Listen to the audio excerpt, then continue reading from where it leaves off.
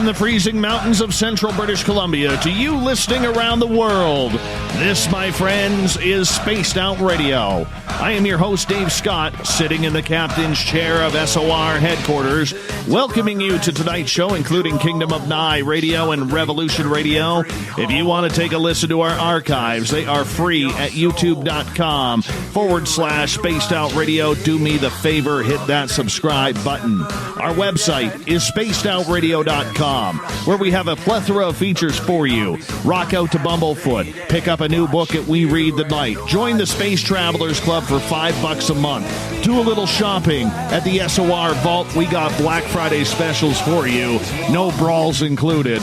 Read up on the Newswire by Captain Shirk and much more. Tonight's show is brought to you by CHIVE Charities. Help make the world 10% happier by donating to CHIVE Charities today. You can find them on our website. Last year, the haunted 5-part docuseries Hellier captivated paranormal audiences around the globe. And for a year, most of us have been waiting for the return to Ketntucky in the search of goblins. Greg and Dana Newkirk, along with Randall and Karl Pfeiffer, made it seem a little bit more than they could chew on in season 1. It was interesting. They kept us on the edges of our seats. I know I was. I binged, and then I binged again. But this weekend, Hellier 2 finally debuts. I am pumped up for this. Totally pumped up. Joining us from Hellier 2 tonight is Tyler Strand, a paranormal investigator from Western Pennsylvania. Tyler is here to talk about what's coming up this weekend for you Hellier fans and what may be lurking in Pennsylvania. Then at the bottom of hour number 3, I will bring you the SOR Newswire, brought to you by Paranoia Magazine. Mr. Tyler Strand, I didn't know until Greg told me you've been a fan and a listener of this show for quite a while, so I'm pretty pumped to have you on as not only a fan, but as a paranormal investigator and a Hellier guy as well. Yeah, I am honored to be here, Dave. I've been listening to your show for at least the last 3 years, I want to say. I was really hooked in by following John Tenney more than anyone. I know he's a regular guest on your program, so it's always refreshing listening to his strange ideas come forth. Now, I did go on Twitter earlier today and say that you had to wear a necktie in honor of John Tenney, because tonight was supposed to be John Tenney's night. And earlier this morning, he messaged me. He's like, Dave, I'm having some family issues getting into Thanksgiving. Do you mind? I'm sorry. Because John hates missing this show. And we love John around here. And I called up Greg and Dana. I'm like, Hellier comes out this weekend.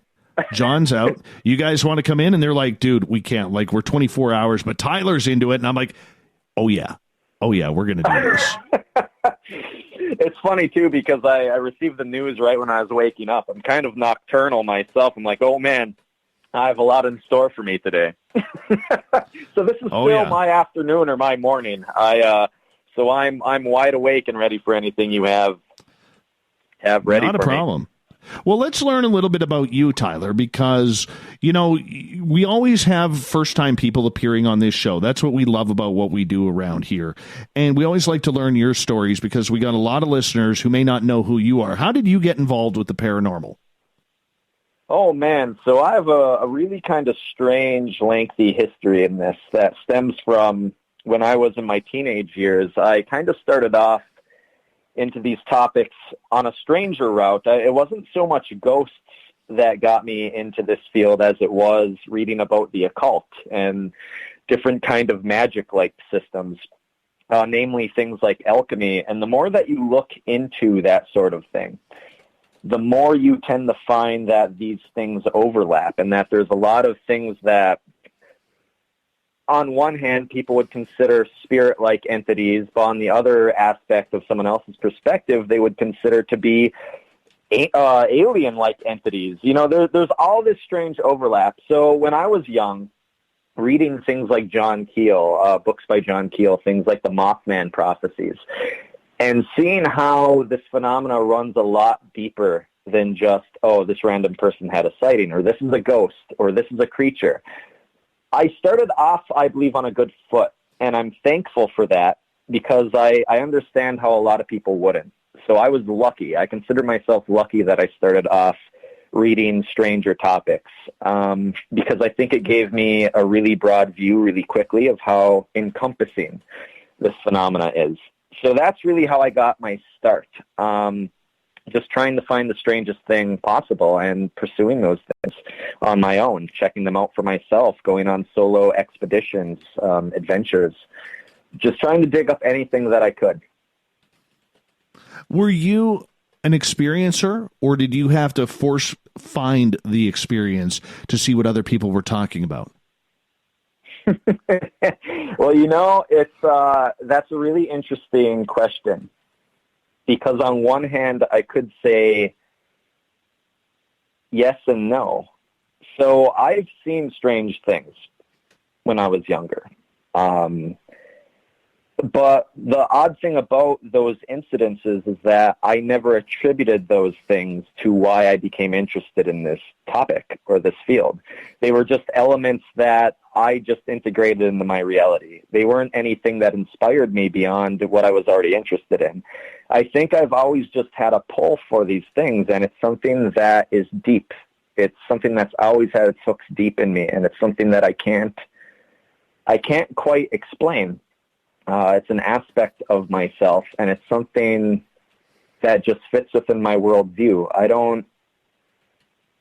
Whereas a normal person would feel strange talking about these subjects, or feel strange thinking about living in a world where these things may be real, it never felt like that to me.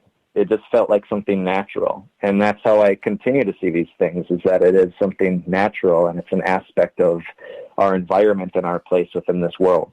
And I think I've always been living there. And I think what little things have happened to me when I was younger were just another aspect of that. Your environment that you grew up around, was it a paranormal environment, or was it much like mine where you just didn't discuss those weird things? Well, it was a very small northern Michigan town. I'm actually from Ironwood, Michigan, a town of it's less than 5,000 people. So there really weren't a whole lot of people that spoke about these things. So I kind of was, I don't know if ostracized would be the right word, but there certainly weren't people that were open about talking about these things. And I was never very open about these topics until I became older. Not out of fear or of ridicule, but it was just something that people never spoke of. And that's why when I did start becoming vocal about these things, whether it be in my hometown or elsewhere, it was so fascinating to me how many people would come out of the woodwork and be like, oh my God, these things have fascinated me my whole life. I just didn't think anyone else thought about them, or I didn't think anyone else was interested in this stuff. And there were so many people from these small towns like my hometown that come forth because I'm open about it. And I think that is vitally important with what we do, what you do, having a radio show, is getting people to talk about these things, because a lot of people have this interest. And it's a shame to me that it's something that's stigmatized the way it is, because going back to what I said earlier, I do believe it's a natural part of our environment, and I think it's a very human experience. And I think it's an aspect of ourselves that in this day and age we willfully deny. And I think it's caused a lot of issues that are deep running in just how we view the world and how we feel about the world. There seems to be a disenchantment of the planet that we walk foot on because of those things.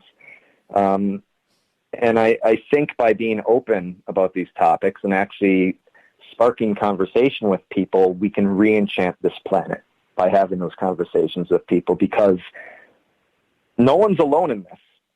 A lot of people have stories, and a lot of people have interest, and I think that interest comes from a natural state of mind, because we know somewhere within our biology that these things exist.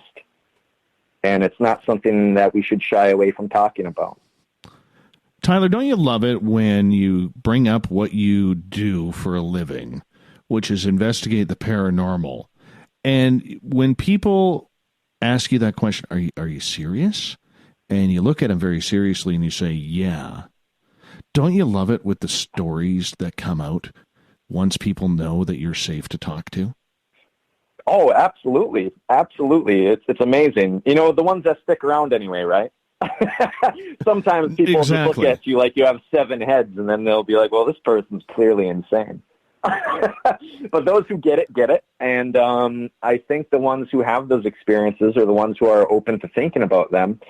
They're at a stage in their development or their life where those are necessary things. Because I think there's an aspect to this phenomena where it reveals itself to those who need it. And I think there's a higher purpose to the place that these things hold within our viewpoints of the world and our interaction with it. And I think that to me is what's exciting. It's exciting to be able to see the lights in someone's eyes ignite when you tell them something they never thought about. And you can see their gears start to spin. They're like, oh, man, I've never thought about this before. Like, I've been interested in these topics for so long, but I've not thought about that or how this could be connected to that. And that's what I love. That's what I love the most, I think, when I talk to people is seeing them get a broader view of how interconnected and strange this stuff really is and why, even in its strangeness, it's not so crazy. I always found in my area, because I work on my daytime job, I have a desk job, and, you know, I'll always kind of throw out some little quip about, hey, if you're going out in the forest, watch out for Bigfoot or something like that. And people will always make a comment, always. And that's how the conversation starts. The stories that I have heard from my area alone are phenomenal. And it's amazing because these are innocent people, just everyday people who don't follow this stuff, don't talk about these topics, don't watch the television shows, nothing. And yet they have the most incredible detail of their own experiences. And it may be only the first time that they talk about it publicly. And I always find that when you relax them and you realize that you're not going to make fun of them or you're not going to joke about them, how immediately immersed they become in that conversation and how detailed they become. And I wish I had a recorder with me. I got to sneak a recorder around, man, because those are some of the best. And I love when that happens, you know, because when you get that person and you get that person's trust where you can look at them in the eyes and your eyes tell the story of, I believe you. It's a powerful moment in order to try and gain traction of where to go look or where to search. Well, you know what, too, on that note, what I think is beautiful about that is think about how long that person has held that within themselves. Holding on to that story, not having anyone to confide in, and having no one to talk to. They carry that stress in themselves of not being able to relay their experience, and then they finally have somebody to talk to about it, and that happens to be you. Like, what an honor is that? So it's like, it's almost healing for that person to finally have someone they can confide in, and then in turn help develop some sort of grounding or some sort of groundwork or information base around what they experience, and you can help them with that. I think that's a beautiful thing. I fully agree. Fully agree. Hey, we only got about 9 minutes until we go to break here, and Tyler Strand is our guest tonight. I want to know how you got to know Greg and Dana Newkirk. All right. Well, interesting story about that. So I actually, being from northern Michigan, there used to be, or I should say there is, a very popular paranormal convention location way up north. It's Michigan Paracon. It gets held every year, usually around August. That's actually where I had first met John Tenney, which, as you know, is a regular guest on the program. After meeting Tenney, I realized that I wasn't the only one who felt the way that I did about these topics, that there were other people that thought deeply about these topics. So I spent a year after meeting him kind of doing research as to who he knew, what topics he researched, because I wanted to know more about him. He's an interesting character. And during my research through Tenney, I ended up seeing Greg and Dana Newkirk's name pop up over and over again. And it wasn't until the following year at the same convention that I actually had the chance to meet them in person. And at that point in time, we were strangers. I met them at the convention. We interacted. We talked about haunted objects. And it became immediately clear that they took this very seriously, this topic, and that resonated with me as well, which I think it's so hard to find people who are so invested in this field and so genuine in this field. And I knew right away, the way we clicked with just the conversations that we had, that I wanted to work with these people in the future. And it wasn't until the following year later when I went to school for special makeup and effects. So not only am I a paranormal investigator, I'm also a special makeup and effects artist. So I always tell people I not only hunt monsters, I also make them. And it wasn't until that, it's an interesting life. But it wasn't until that following year going to school that I actually found a way to incorporate my artwork into benefiting both the Newkirks as well as the paranormal field at large. And I largely have done that by replicating haunted artifacts or being able to take pieces of paranormal locations and clone them through FX techniques to be able to give immovable pieces of paranormal locations to the public so that they can study these things and we can have open conversations about these things. But it extends beyond just replicating haunted objects and haunted artifacts and being able to have those discussions. I mean, I've been given the unique opportunity to create better visuals in this field, even if that be the creatures we discuss in Hellier. In fact, for your viewers that have watched season 1 of Hellier, the goblin that you see in those opening credits, as well as the poster art, I actually made that creature. That is actually a sculpture that you see that was photographed by Karl Pfeiffer and used in the artwork for this docuseries. So yes, given the opportunity to help produce a visual for people to have as an anchor point, I think is also vitally important. To use an image as a vehicle to help people get entrapped in the story and pique their curiosity, I think, is hugely important when we talk about these topics. And that's what I have been trying to do more and more with my art in special makeup and effects. But that's nice. What started our conversations with Greg and Dana. But I suppose we could get more in depth with those. I met Greg and Dana in 2017 at what I will title the world's worst Paracon that I've ever been to. And and it was in Provincetown, Massachusetts, one of the most beautiful locations I've ever been to.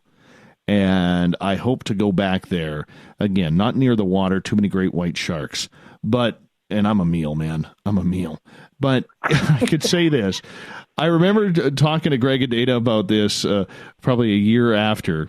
And I'm like, hey, you remember we met there? And they're like, yeah, we remember. I said, dude, that was the worst experience. Put it this way. I never mentioned the organizer's name on the air. He invites me to come speak about paranormal media and run into him. And he tells me point blank, hey, have you read the article in the local magazine? No, I haven't. He goes, oh, you should. You're in there. I'm like, oh, great. So, we go to the pizza joint.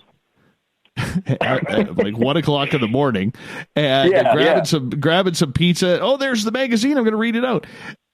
And it goes through all the names that are there. And, and there's Amy Bruni and Adam Berry and Greg and Dana. And we have people from Canada coming. Thanks. So I travel 3,500 miles to get people from Canada, and I was the only speaker that they didn't introduce. So I had 11 people sitting in front of me while I spoke. Man. And I'm thinking, so afterwards, it gets better. It gets better.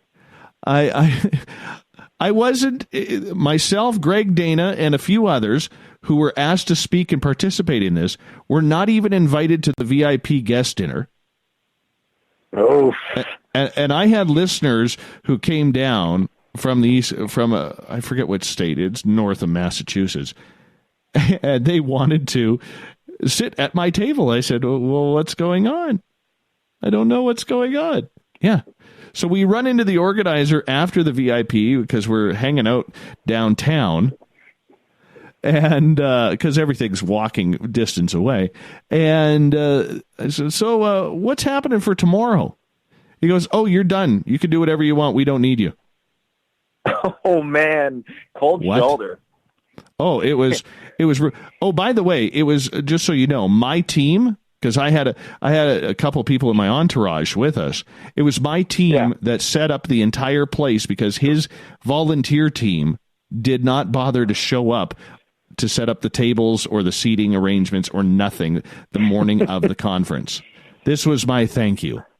No, we don't need you anymore. Thanks for coming. Then I find out.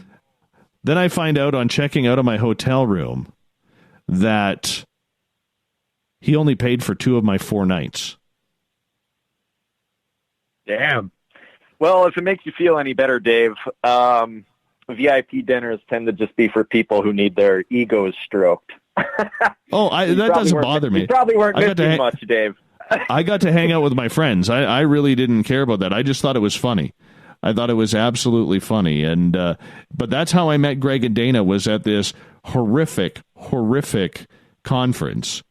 And we laugh about it now, but man, I know they were angry, we were angry. It was just one of those situations. We got about 90 seconds before we got to go to break at the bottom of the hour, and we're going to get into more about Hellier with Tyler Strand here tonight. Oh, this is going to be fun.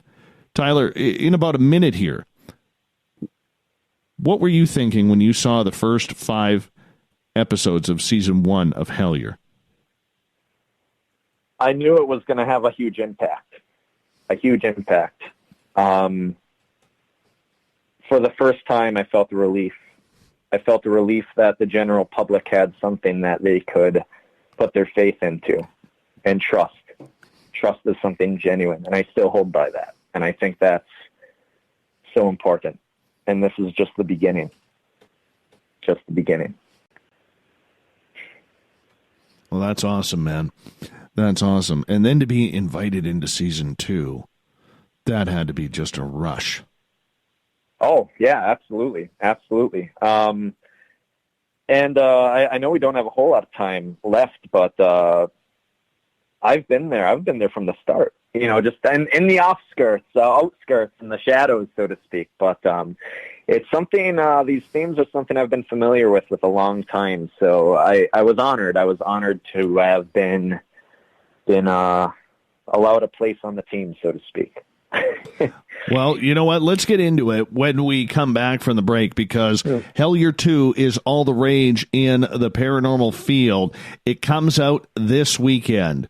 You want to tune this in, because if you're anything like me, you will be glued to your couch watching Hellier over and over and over again. Tyler Strand is our guest tonight. Hellier 2 is the topic. More Spaced Out Radio right after this.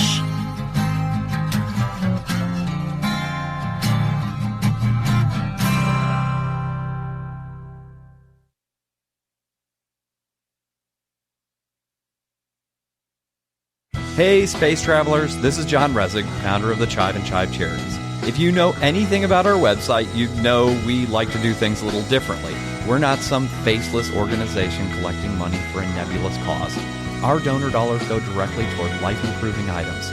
Then we give those items directly to an underdog who needs it most. To become a donor with Spaced Out Radio's official charity, CHIVE Charities, just go to chivecharities.org/donate. From the heartlands of Canada to beards around the world, we know how to take care of you. Fill your follicles with the Mighty Moose Beard Oil. All our oils and balms are handmade and 100% natural ingredients because we care about your beard. And hey, use the promo code SOR2019 and get your Mighty Moose Beard Oil today. You can check us out on our website, mightymoosebeard.com.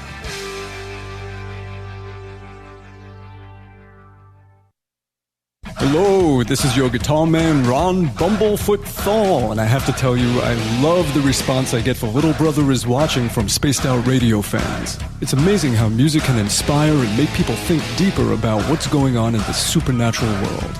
You can head over to my website, bumblefoot.com, to check out my music, my guitar workshops, my touring, even check out some of the hot sauces that I'm working on. And make sure you keep on listening, because with Spaced Out Radio, you know Little Brother is watching. Finish off your weekend and kick off your new week with me, Everett Thiemer. right here on Spaced Out Sundays. I'm going to bring you great guests, a little bit of snark, and plenty of information to think about. But don't worry, there's going to be plenty of woo as well. We are going to hit everything in the paranormal and supernatural, including the odd psychic Sundays. So tune us in on Sunday, 9:06 p.m. Pacific, 12:06 a.m. Eastern, right here at spacedoutradio.com. Heading to Vancouver and looking for a night on the town? The Moose Vancouver is the bar that never stops rocking until 2 a.m. every night. The Moose has great food with everything on the menu from $6.95 to $8.95. Fantastic, vibrant staff and rock and roll that will bring you back to when the music was real, the hair was long, and the guitars were rocking. Get your party on at the Moose Vancouver, the official party bar of Spaced Out Radio. Every night on Spaced Out Radio, we have places for you to hang out. Hi, this is Carl. Join our SOR Space Travelers group on Facebook for live chat. On Twitter, using hashtag Spaced Out Radio, you can also join us in our Spreaker chat room. Check us out on Instagram at Dave Scott SOR. All of our archives are free on YouTube at Spaced Out Radio. By the way, I'll be watching you at your window until you do. Bye! We're adding to the entertainment online for Spaced Out Radio. I'm Amber Beckrud, and I want to invite you to subscribe to our YouTube channel and check out Cryptid Tales, where I will take you on a journey into some of the strangest legends and lore from around the world, relaying the stories to you of the strange creatures and experiences that people have had throughout time. You can find Cryptid Tales at youtube.com/Spaced Out Radio. And while you're there, don't forget to check out our free archives and leave a comment. See you there. Are you having encounters with the paranormal, supernatural, or ufological that you cannot explain? Look no further than the SOR Sightlines Report, brought to you by the Experiencers Support Association. This is Ryan Stacy, head of the Research Association, TESA. Soon on the Spaced Out Radio website, you'll be able to file your reports and have them researched for you.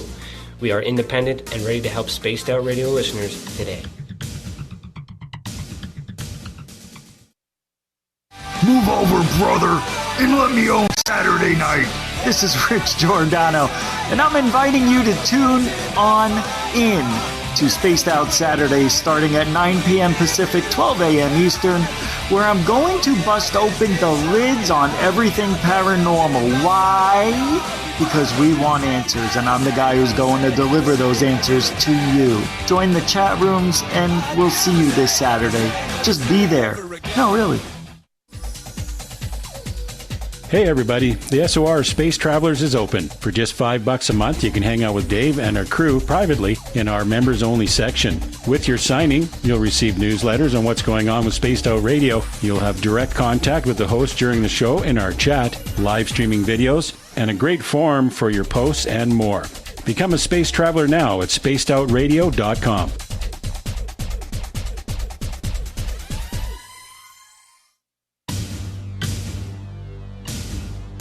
You wanted new SOR gear, and now you can have it. The SOR Vault is fully stocked with t-shirts, hats, hoodies, mugs, and everything in between, with great logos for you to choose from. So head on over to spacedoutradio.com, click on the SOR Vault, and go shopping. Pricing is quite affordable, and you can look good representing your favorite show. So go to our website and pick up your new SOR wear at the SOR Vault today. Looking for something new to push your limits? Look Beyond the Spectrum, a new docuseries featuring some of the best researchers in the world when it comes to everything from UFOs, government cover-ups, and Bigfoot in the forest. Truth seekers like Steve Bassett, Dr. Jeff Meldrum, Richard Dolan, as well as others all chip in to bring their knowledge to you. Beyond the Spectrum can be found on Amazon as well as Tubi TV. Tell us what you think on our Amazon page. Are you intrigued by Paranormal Talk Radio? You'll love the new Paranormal Radio app from TalkStream Live. You'll find a great selection of talk shows covering UFOs, ghosts, strange phenomena, and much more. Download the Paranormal Radio app now and start listening to the very best in paranormal talk entertainment, including the network you're listening to right now, the Paranormal Radio app, free in Google Play and the iOS App Store.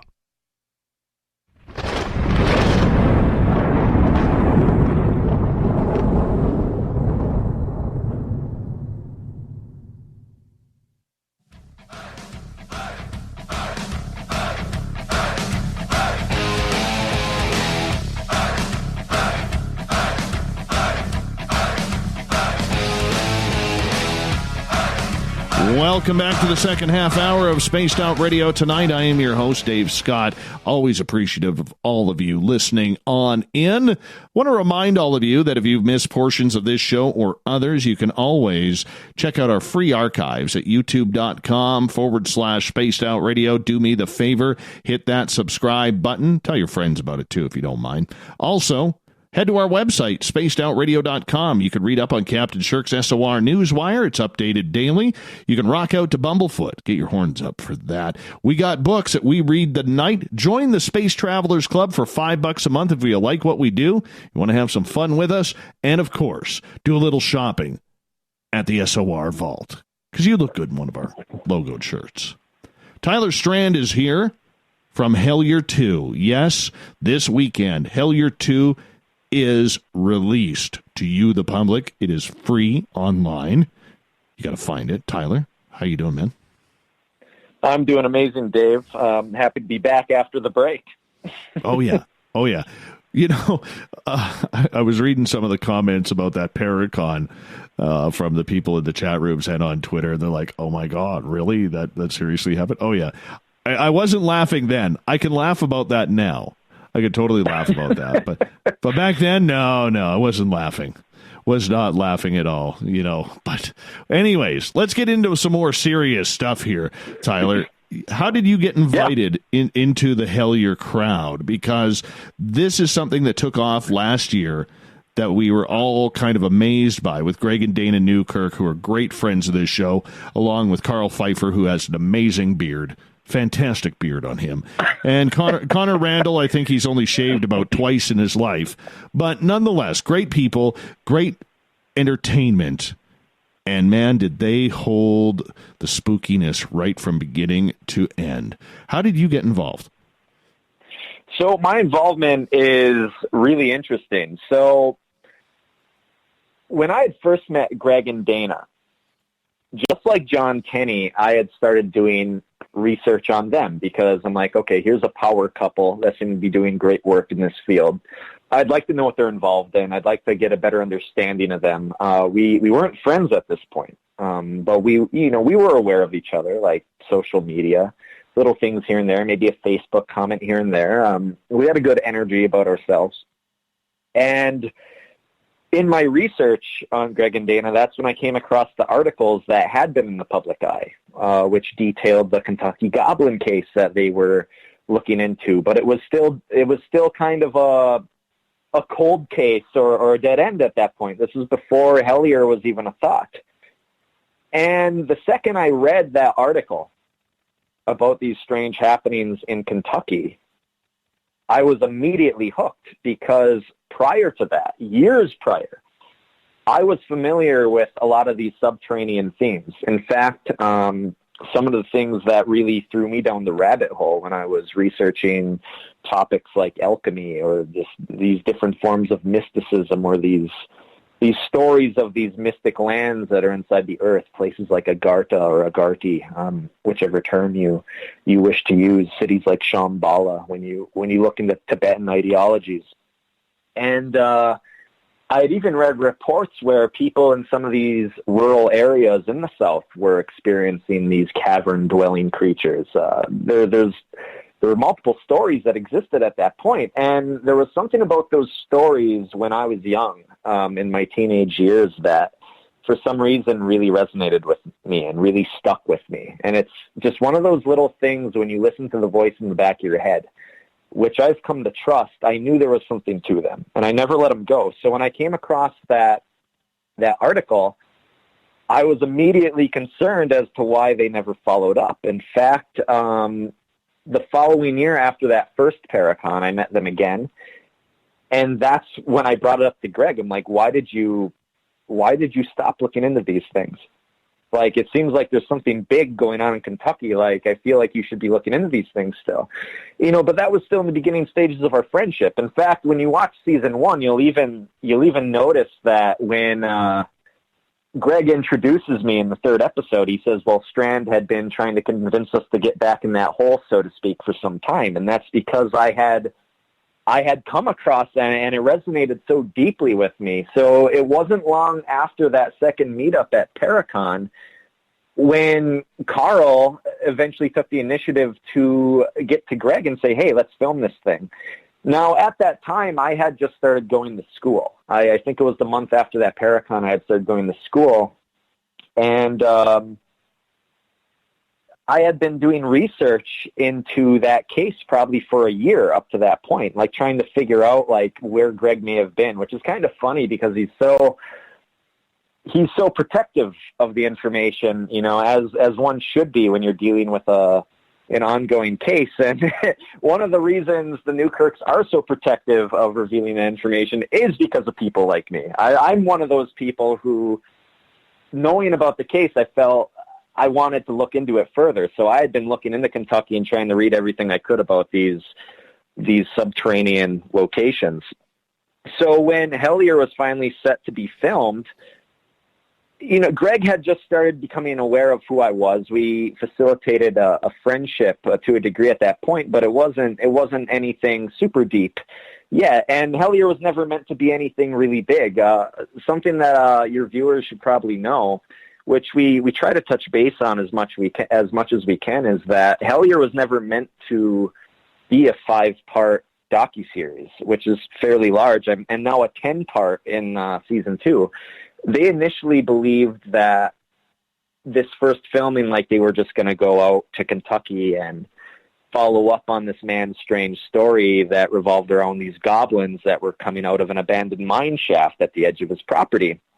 They thought maybe it'd be like an hour and a half little doc. And you know, Greg was aware of me. He's like, don't worry about it. It's going to be a little thing. I'm sure we'll keep looking into it. So I'm like, yeah, whatever. You know, I wasn't too concerned. But then it just kind of spiraled into high strangeness when they finally touched base in Hellier. And while they were in Hellier, it landed on some interesting timing because I was actually exploring Point Pleasant around that time, looking into some Mothman-related themes during the Mothman Festival.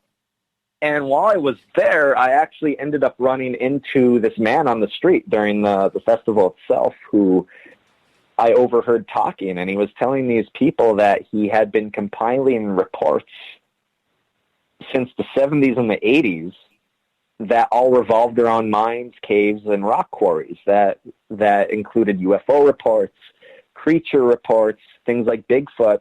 And I ended up learning that this man was actually originally from my area of Pennsylvania where I'm living now. So I got to talking with this person. And I was fascinated by this packet of reports that he had compiled. And I knew immediately that I wanted to get my hands on them because I was curious about what information they had, if any. So I kept in touch with this gentleman after the festival.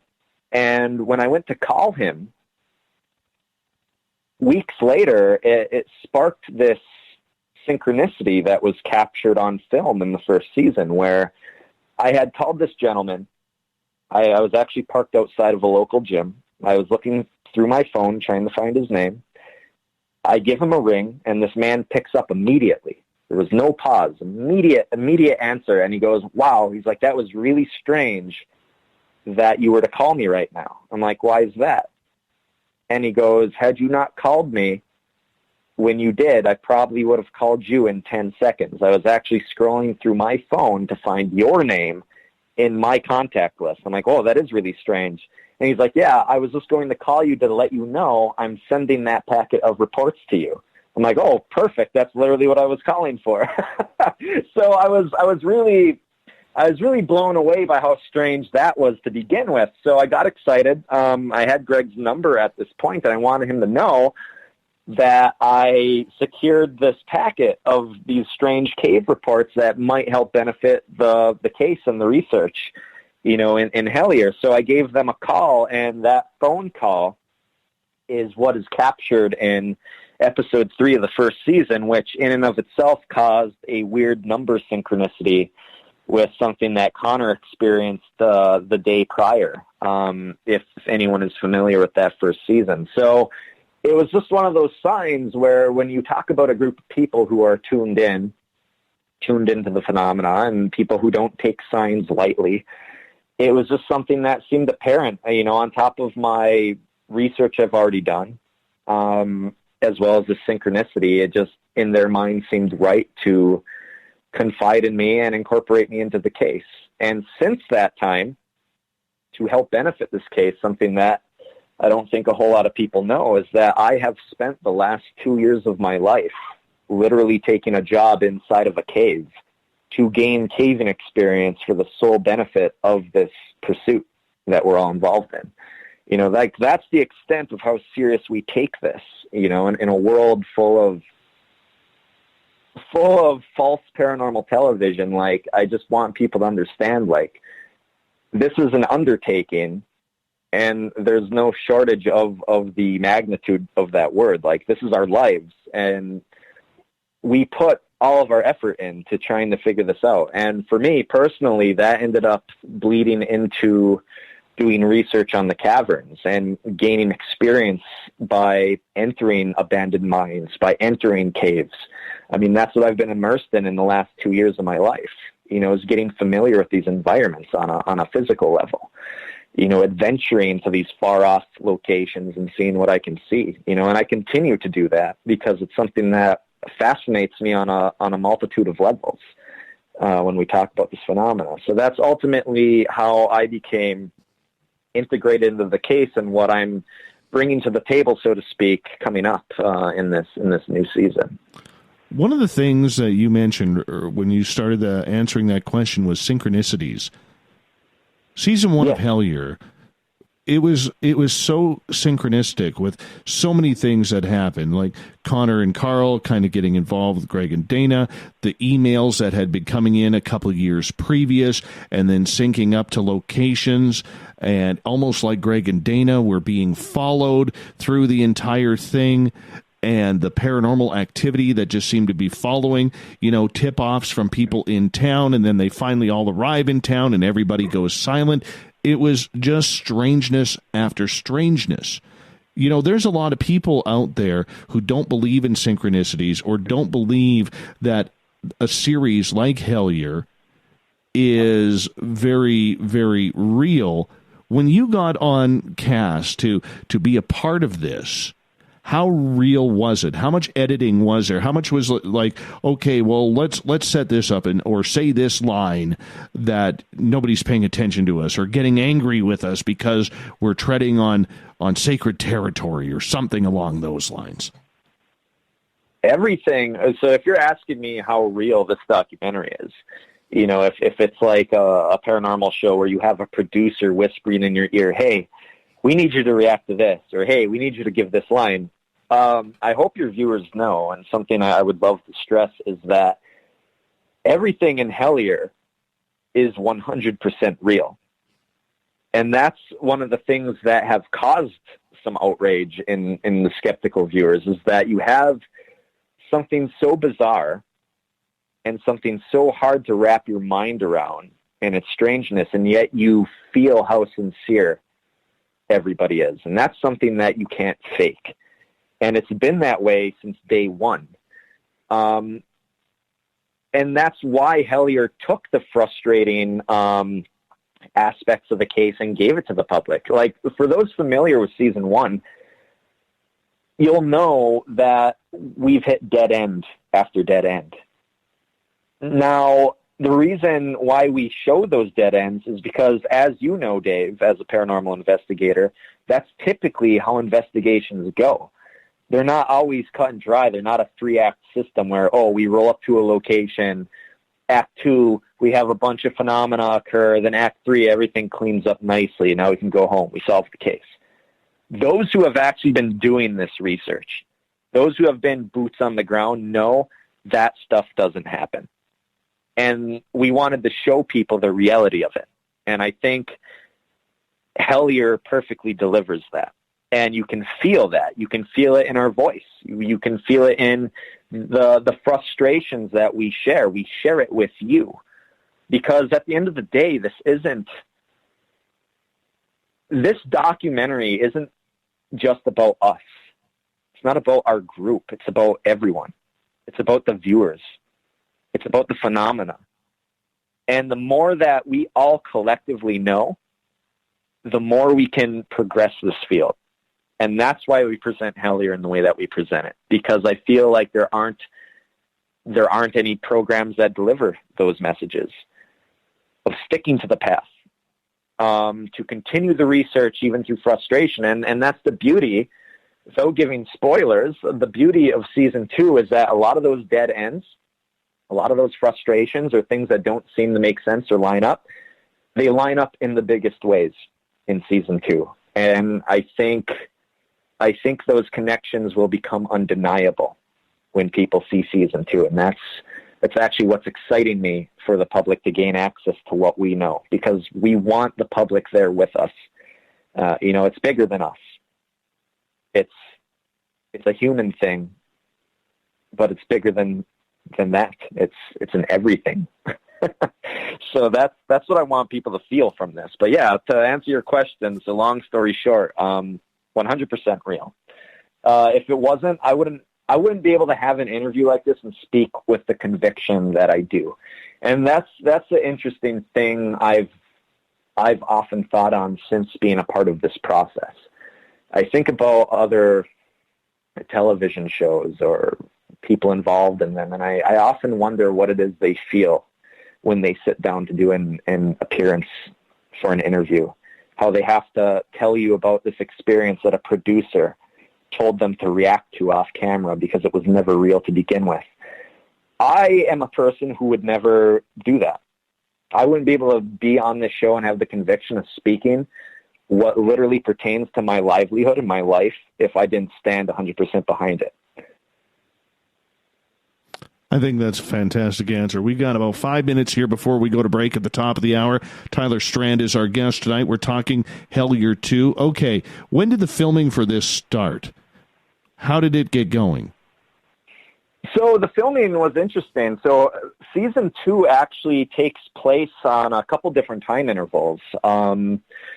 And it's funny because you'll notice that our physical appearances actually shift and change through the season, which I think adds an interesting dynamic to the nature of the research that we've been doing. Again, to go back to what we were just talking about, this isn't some fake thing. This is research that literally developed over the course of months.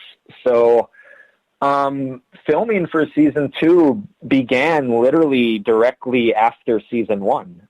So for those familiar with season 1, you'll see that it ended with a cliffhanger. And I think some people, I don't think a lot of people fully grasped what that last scene meant. That wasn't something that was added. So for clarity's sake, for your listeners that haven't seen it, the end of season 1 ends with an email dropping into Greg's account, and then it cuts. That email is literally what spiraled into most of what we were doing with the end of season 2. And interestingly enough, the ending of season 1 actually changed because Karl had already been in the editing process at that point. There was already an ending to season 1, and then that thing happened. Karl actually went back and changed that ending to accommodate what was still ongoing.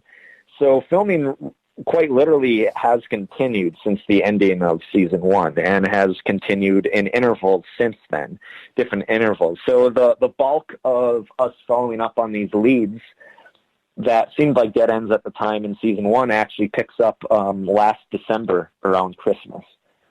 So yeah, I hope that answers your question. It's been ongoing and it continues to be ongoing.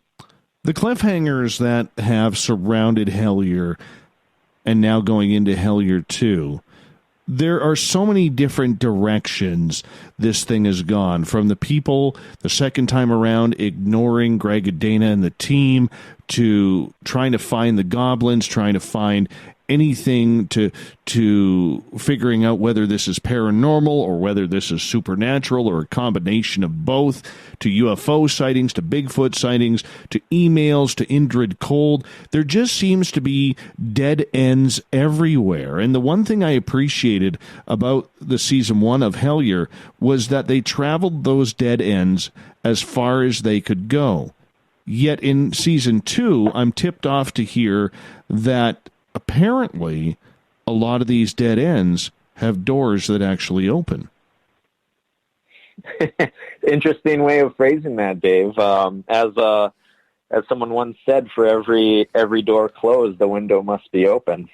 But to answer that question, there are a lot of these strange dead ends that have other avenues of details that we've not explored. And even on the topic of Indrid Cold, without giving any spoilers, we kind of delve into that story in a more intimate manner, in a more intimate setting, so to speak. And you can read into that any which way you wish. And there's always developments in the case, and these little leads that have been spreading off of season 1. We follow those to give them their due justice. And I think viewers of season 2 will be left with a feeling of satisfaction because of that. But it also speaks to our nature as investigators that we do take this serious and we don't leave any stone unturned, and all that implies.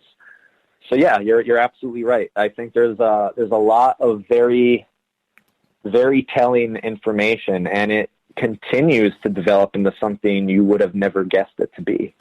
And I think that's the beauty of this phenomena, and the beauty of this documentary is showing people its nature to shift and change your perception of what it is and your place within it.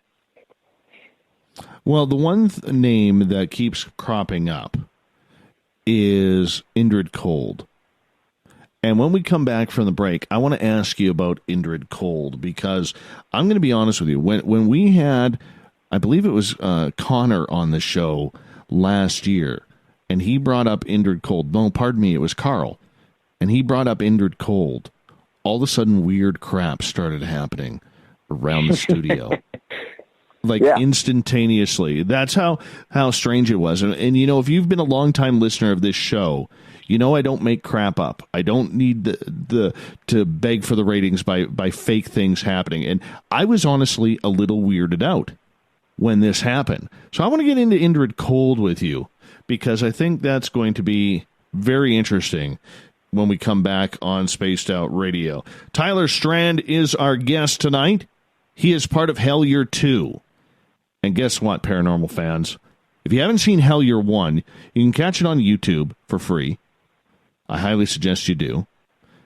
But Hellier 2, a 10-part series, comes out this weekend. I am pumped for this. I cannot wait to binge on Sunday. I got 10 hours plus for just me, the couch, and Hellier 2 on Sunday. That's my weekend plan. More Spaced Out Radio with Hour 2 coming up with Tyler Strand.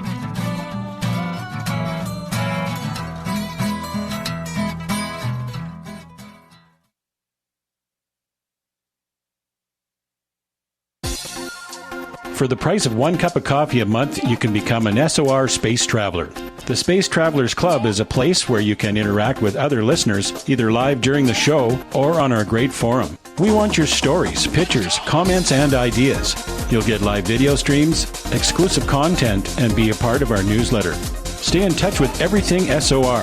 The Space Travelers Club is just $5 a month at spacedoutradio.com.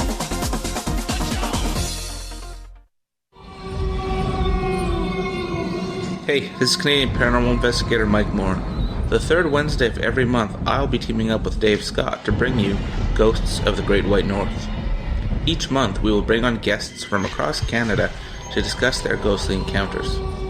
Canada is a paranormal hotbed with stories you've never heard, so we're going to bring them to you. So get comfy on your Chesterfield, grab a donut, and join us, eh?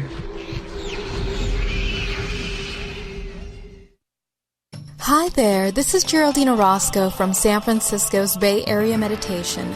I invite you to join me the first Tuesday of every month with Dave Scott for Spaced Out Radio's The Spiritual You. In this fast-paced world we live in, it's time for you to take some time for you. We'll cover every possible subject from powerful meditation to healing techniques to your own intuition and spirituality. So come join us for The Spiritual You. Hi, this is Amber Beckrud, and I want to invite you to subscribe to our YouTube channel where we store all of the SOR show archives for free. And as an added bonus, every 2 weeks I'm posting brand new content on Cryptid Tales, where I will get into some of the spookier legends and folklore from around the world and tell the stories that go with them. Find us at youtube.com/spacedoutradio and check out Cryptid Tales today. Drop a comment and let me know what you want to hear. See you there. Come hang out with Spaced Out Radio, where we own the night. This is Carl. You can follow Dave on Twitter at Spaced Out Radio, and during the show, use the hashtag Spaced Out Radio to chat with us live. On Instagram, at Dave Scott SOR. On Facebook, give our page a like, Spaced Out Radio Show. SOR archives are free on YouTube at Spaced Out Radio. Come join us, or I will come join you. See you at your window.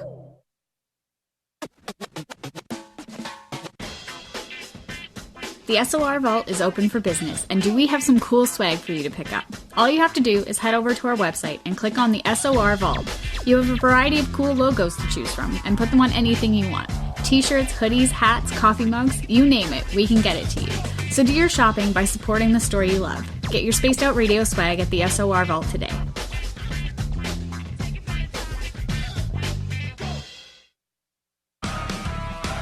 Get your horns up with me on Spaced Out Radio. This is Ron Bumblefoot Thal. Come tune in to SOR, where you can hear me rock out with Little Brother Is Watching, the official theme song of Spaced Out Radio.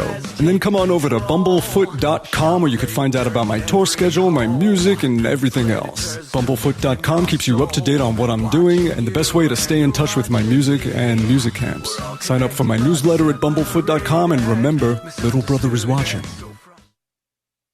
Move over, brother, and let me own Saturday night. This is Rich Giordano, and I'm inviting you to tune on in to Spaced Out Saturdays starting at 9 p.m. Pacific, 12 a.m. Eastern, where I'm going to bust open the lids on everything paranormal. Why? Because we want answers, and I'm the guy who's going to deliver those answers to you. Join the chat rooms, and we'll see you this Saturday. Just be there. No, really. Hey, Spaced Out Radio fans! It's John Resig, founder of the CHIVE and CHIVE Charities. Our goal is to make the life of veterans, first responders, and those with rare medical conditions 10% happier. We do this by donating one grant item, ranging from vans to therapy programs to prosthetic limbs, to those who need it most. To contribute to Spaced Out Radio's official charity, head over to chivecharities.org and become a donor today. A little bit of science, a little bit of skepticism. Add a dash of snark and you have the makings of Spaced Out Sundays with me, Everett Thielen. Together we will look into the reality of the paranormal with an open eye and rational thought. Oh, did I mention there'll be plenty of woo as well? Your time spent with Spaced Out Sundays will make the night even better. The chat rooms are open, 9:06 p.m. Pacific, 12:06 a.m. Eastern, right here at spacedoutradio.com. We all know on Spaced Out Radio we love a good beard and mustache, so why not take care of your facial hair with Mighty Moose Beard Oil? Made in Canada, we're taking care of beards and stashes around the world. We use 100% natural ingredients with our oils and balms to make your whiskers feel silky smooth. Use promo code SOR2019 at MightyMooseBeard.com today.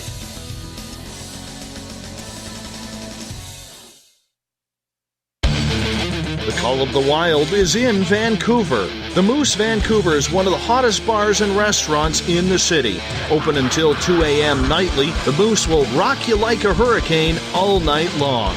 Great food with everything on the menu at $6.95 near the corner of Nelson and Granville. Get your horns up and come rock with us. The Moose Vancouver, the official rocking bar of Spaced Out Radio.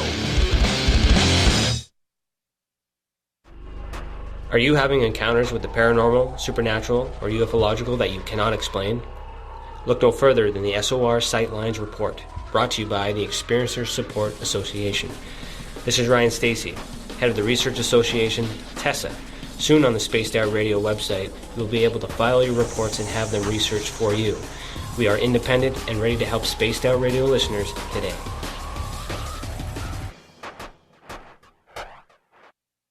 Visit purpleplates.com today. For over 40 years, the Purple Energy Plates have been delivering amazing results for their many customers.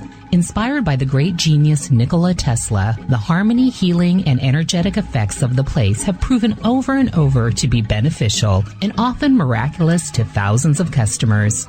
Check their site for daily specials and choose from their many energy products. You won't be sorry.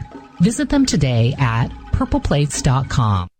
At spacedoutradio.com, we have a little bit of everything for you to stay up late.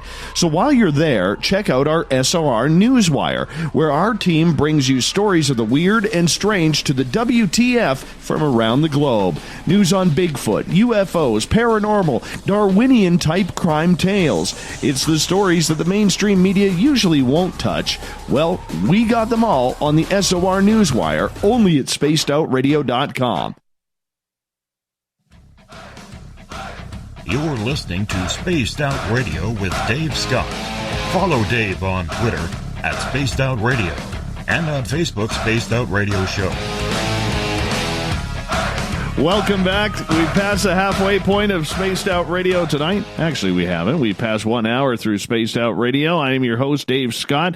Glad to have all of you with us. Want to give a shout out to everybody listening in on WQEE 99.1 FM in Noonan, Georgia, KZFX 93.7 FM in Ridgecrest, California, KDNF AM 1560 in Dangerfield, Texas, UPRN 107.7 FM in New Orleans, and KDUN AM 1030 in Reedsport, Oregon. On the digital side, we are listening in and tuned in on Kingdom of Nye Radio and Revolution Radio. Great to have you with us. Remember, all of our archives are free at youtube.com/Spaced Out Radio. Just do me the favor, hit that subscribe button. The Desert Clam has set the password for tonight in the SOR Space Travelers Club.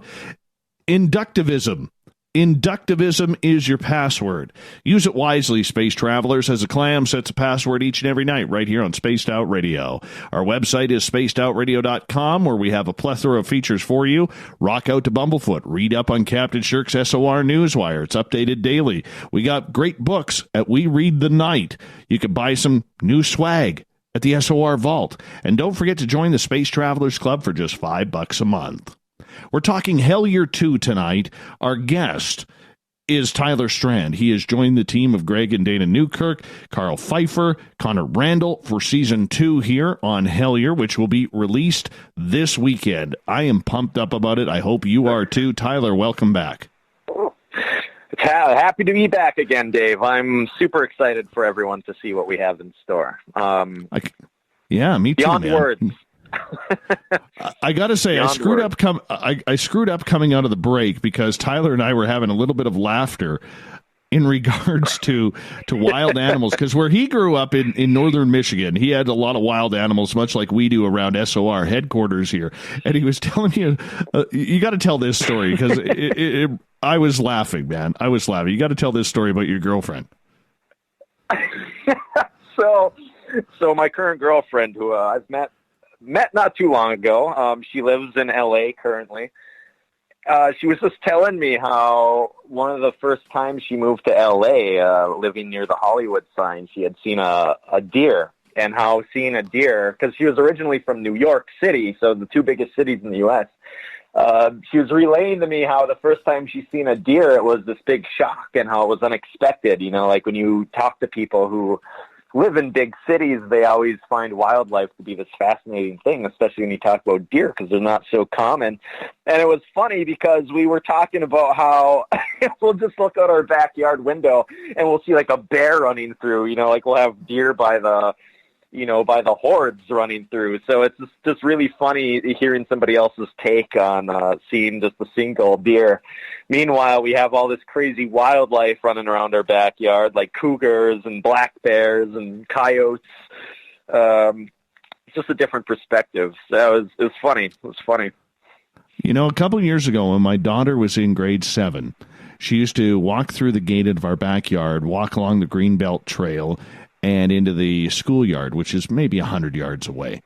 Anyways, so one day, I'm getting ready for work, and she walks back in. And she's like, she's my stepdaughter, so she calls me Dave. And she goes, Dave, you need to drive me to school. And I'm like, why can't you walk? School is right there. And so she comes up, she grabs my hand, and she walks me to the window, and she goes, look outside. So right along the trail leading to the school, there were 2 big buck deers, probably minimum 4 pointers. Okay, they were locked antler to antler, scrapping it out for a bunch of does in the area. And she's like, do you want me to get killed? I'm like, yeah, I'll drive you to school this morning. Not a problem. It was just insane. She said the big buck deer, one of the buck deers, was in the neighbor's yard. She goes into the backyard. She watches the buck jump into our yard, then jump into the green belt over our fence, and then lock horns with this other one. And it's like, you got to be kidding me. Yeah. But your girlfriend saw a deer, so if she's listening, very proud of you. You saw a deer. Oh no! One deer. Dave, you're gonna put me in the doghouse with all this. No, talk. I'll take the blame. I'll take the blame. I'll take the blame. Okay. Oh, don't blame Tyler. Blame the sarcastic Canadian on the end of the microphone. Oh my God. That's what you need to do. Hey, look, now I'm gotta really get in. sweating. You know that it wasn't even from the questions you're asking me, Dave. Now I'm sweating bullets over here. Oh, getting real nervous now. No, put the blame on me. Put the blame on me. Hey, before we get into Indrid Cold, I got a question on Twitter at #SpacedOutRadio from Maureen, and she is asking Tyler, since Hellier has come out, have more paranormal professionals been open to the idea that all realms of the paranormal may be connected? Great question, Maureen. You know what's interesting about that is I have noticed that on the rise. And I'm not going to, for the sake of being healthy about it, I don't want to put words in anyone's mouth. I can't say if Hellier alone is the factor of that, but I have noticed that it is something on the rise. And it seems like it's coming from a place because people are talking about it more. And I would like to think that Hellier is one of the factors that's escalating that viewpoint. I can personally speak without giving names. There are researchers who have spent enough time around people like myself or the Newkirks or Carl and Connor, and I have noticed a shift in their perspective where now they are starting to speak as though they viewed this phenomena as interconnected. So it's good. It's a good development. It's something that I would like to see more of. I think if we're going to progress this stuff, I would like to see people at the very least, questioning whether or not it's connected, whether you want to believe that or not. But yeah, I have noticed the shift in certain professionals that seem to be speaking more about the interconnected nature of things. And I think it's a good direction, yes. I got to follow that up because so many paranormal investigators have refused to investigate the cryptid world or the UFO world, and they have been so adamant that there is no hidden thread tying all of these phenomena together. Why do you think that the paranormal field has been so unattracted to the other phenomena when they, in my opinion, all do seem to tie together? I mean, you look at any major investigator, and when I say major investigators, I'm talking people like John Tenney, David Weatherly, of that caliber and that ilk. Even Greg and Dana, we'll put them in that category too. All right. And everybody does believe that there is some sort of hidden interaction between. Yet for most people in the paranormal especially, they want nothing to do with the others. They claim that there is no ties and it's a waste of time to be investigating that. How can we even make that decision? Or how can they make that decision without even investigating it? I think one of the worst things that has happened to this field is that people fall victim to the stigma of terminology. And I think there aren't a lot of people that are brave enough to put their neck out on the line to sound a little stranger than a scientist. I think there's a lot of people who like to hide behind smart-sounding terminology to make something fit, but they don't. It's easy. It would be easy for me. It would be easy for me to make an argument for something like a Bigfoot existing and going, here's how we can know there's this many numbers of them. If you had this group of animals living in this area of the forest, you could have this many number of them. Like, that all sounds great. And by saying those kinds of things, it makes those people feel smart. They don't want it to be something weirder because it takes that power away from them. However, those are also the same people that will never find it. And they won't find it because what they're looking for is not an animal. It's something weirder. And the more you look into it, the more that becomes apparent. So not only do you have that occurring, but I think the big issue with people who get interested in these topics is that the thing that initially gets them interested is the fact that they're not thinking about it in weirder terms. So when you talk about UFOs, people who are UFO-centric researchers, you know, I wouldn't be surprised, or if you were to go back in their history as a small child, you know, maybe they had an affinity for science fiction. They loved the stigma of the feeling of outer space. So think about this in terms, like what those terms invoke as a feeling within you. Outer space, technology, spaceships, aliens. All of those words have a certain power behind them, and they make you feel a certain way when you hear them. So if you have someone who that type of terminology speaks to them, imagine how they're going to feel if you're like, well, no, think about it as ancient or spirit, occult. That may have been a topic they were never even interested in to begin with, and it kind of diminishes what they found exciting. And I think people reject against it because now you're taking something that they loved for some other superficial reason because it made them feel like they're in a science fiction novel, but now you're trying to make them feel something that would invoke feelings of witchcraft inside of them, and that was never their wheelhouse. That was never what they wanted to feel. But it doesn't change the fact that these subjects contain many faces. And some of those things that initially don't appear as such on the surface are the other thing. So like you know, and you even see that in the Bigfoot field, where I think a lot of the researchers that are into Bigfoot and cryptids, they're coming at it from a zoology perspective, where they're like, I like animals. I love animals, and I love the idea of an undiscovered animal because I like animals, and that's why I'm into this. But now when you're telling them, well, no, what if it's something weirder, if it's connected to UFOs, or what if it's like a spirit? That turns them off, and it's like, well, that's not what I'm interested in. Yet those people, if you talk to any of them, any diligent Bigfoot researcher that's been boots on the ground for years, so many of those people have UFO sightings or UFO occurrences that they've witnessed while they're looking for that creature. Why is that? That should be beyond chance, you know, like, and I understand it. So that's the frustrating thing. So what I'm getting at here is that I understand why there are people who won't delve into those topics, because the thing that initially got them into their research was a certain feeling of another topic that spoke to them more clearly. So it's hard to break down those barriers. It's hard to break down those walls. You see that with any kind of belief system, even if you were to talk about religious beliefs. It's hard to reconfigure the way somebody thinks. And I think what we have to combat against is the stigma of how those words make us feel, for better or for worse.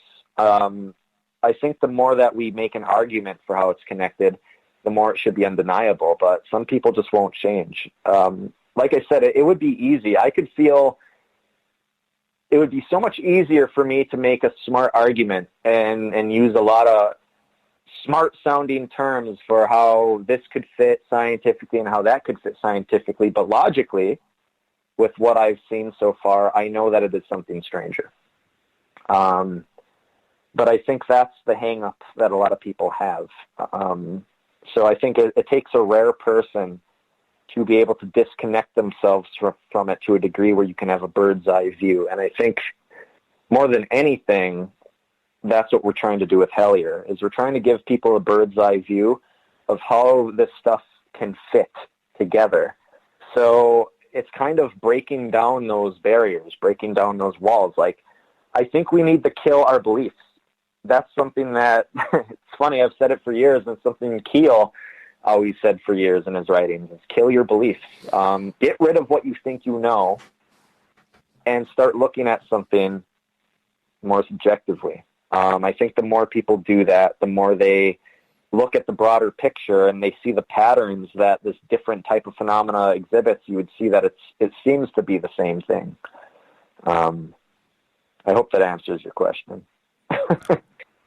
Speaking of which, Indrid Cold has been a real bone of contention throughout the Hellier series, and I'm sure it continues with Indrid Cold in Hellier 2. For people who may not know who or what Indrid Cold is, could you give us a review? So Indrid Cold is a really strange story from West Virginia that popped up around the time of the Mothman incidents that occurred in Point Pleasant. Namely, on November 2nd, 1966, it was actually specifically around 7:30 p.m. when there was a man by the name of Woodrow Derenberger. He was a salesman for a sewing machine company. He was actually returning from Marietta, Ohio, to his home in Mineral Wells, West Virginia. And along Highway I-77, out of nowhere, this UFO comes up behind this man's car and it cuts him off. Woodrow, of course, is freaking out about this incident. He slams on his brakes. He sits there as this man steps out from this spacecraft. And the man that steps out from the spacecraft is this entity that introduced itself as Indrid Cold, or at the very least said Indrid, and gave him his first name of Indrid. And he just had a conversation with the salesman, asked him where he was off to, what he did for a living. He even showed interest in the town he was going to. Woodrow mentions how you could see the lights from the city off in the distance, and this spaceship being asked if that's where all the people are from, asking him about, these different societal type musings. And it was after that point when the spaceship being told this man that he would be in contact again, and he went back into his ship and disappeared, flew away. And the salesman was so shook up about this that he ended up going to the police, and he told his story, and it gained all this attention. And it was after that supposedly multiple visits began to occur in this man's life with this entity called Indrid Cold. But it was kind of this strange story where, like, when you look into modern renditions of Indrid, especially after movies like the Mothman Prophecies, the character archetype of Indrid Cold as an alien or as an entity, whatever you want to call him, it seems to have taken a dark turn in the public eye. It almost became more of like a horror type rendition of this character, where they call him the Grinning Man, and he has this kind of ominous presence because he's some dark kind of entity. But when you look at the original reports, Indrid, in Woodrow's perception, was a very kind person. He was an extraterrestrial that held Christian values. He was almost very angelic in ways, helped out the family, but he would take Woodrow on these secret missions that he never told his family about. So there's all this kind of these strange stories that came from Woodrow about his interactions with this entity. And what's strange about the Hellier case, even though, so for clarity's sake for your viewers who are unaware of Hellier, this case began back in 2012 when my friend Greg Newkirk received these mysterious emails detailing this man's issues in Kentucky, a man by the name of David Christie. He was telling my friend Greg how his family was being besieged by these goblin-like creatures that he believed were coming out of an abandoned mine. And in these emails, he was telling my friend Greg that he was told to contact Greg through a mutual friend of his. And that friend was a man by the name of Terry R. Rist. Now, it was kind of this mysterious thing because Greg didn't know anyone by that name. Doesn't know why he would have been contacted in the first place, as he didn't deal with anything that seemed extraterrestrial at that point. Greg was more a ghost hunter at this time.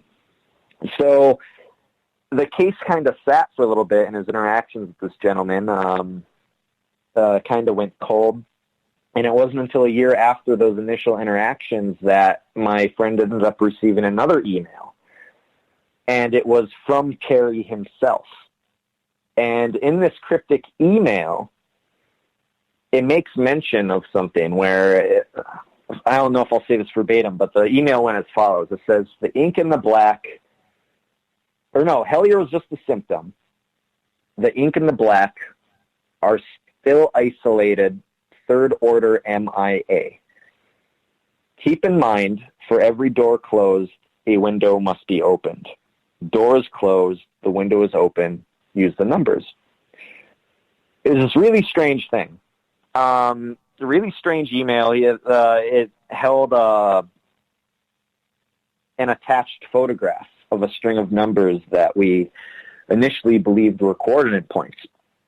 Now, the reason I bring this email up in conjunction to your question pertaining to Indrid Cold is that Karl, during the filming, this is actually captured on film, during the filming of season 1, for those familiar, Karl ends up finding in the back of this book called The Secret Cipher of the Euphonauts, which was written by Ellen Greenfield. Check it out for you curious minds out there. In the back of this book, with an interview with this gentleman that goes by the name of Terry Rist, he ends up mentioning how ink and black was a code word for Indrid Cold, this entity that Woodrow supposedly met back in '66. So all of a sudden, this seemingly disconnected case had these elements that pointed to Point Pleasant, West Virginia, and that whole UFO flap of the 1960s. So it was this weird interconnected nature already of different elements that ended up leading us down a path of researching Indrid Cold and all of those happenings in the Point Pleasant area around that time period. Interesting.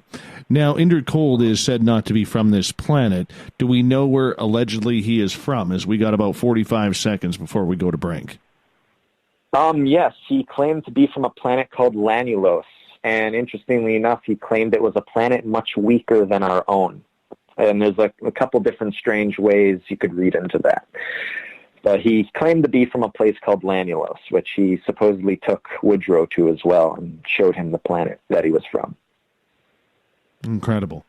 Incredible. Tyler, I'm going to get you to hold on right there because we are going to continue with Hellier 2 with Tyler Strand coming up right after the break. I cannot wait for this weekend's release, people.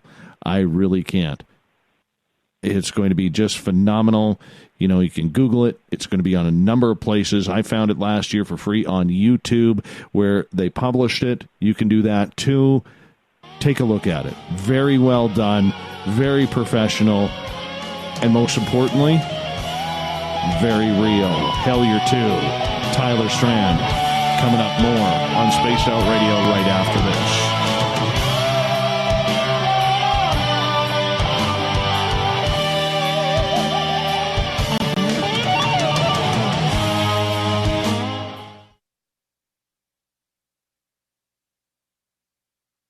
Visit purpleplates.com today. For over 40 years, the Purple Energy Plates have been delivering amazing results for their many customers. Inspired by the great genius Nikola Tesla, the harmony, healing, and energetic effects of the plates have proven over and over to be beneficial and often miraculous to thousands of customers. Check their site for daily specials and choose from their many energy products. You won't be sorry. Visit them today at purpleplates.com. Hey everybody, the SOR Space Travelers is open. For just $5 a month, you can hang out with Dave and our crew privately in our members-only section. With your signing, you'll receive newsletters on what's going on with Spaced Out Radio. You'll have direct contact with the host during the show in our chat, live streaming videos, and a great forum for your posts and more. Become a space traveler now at spacedoutradio.com.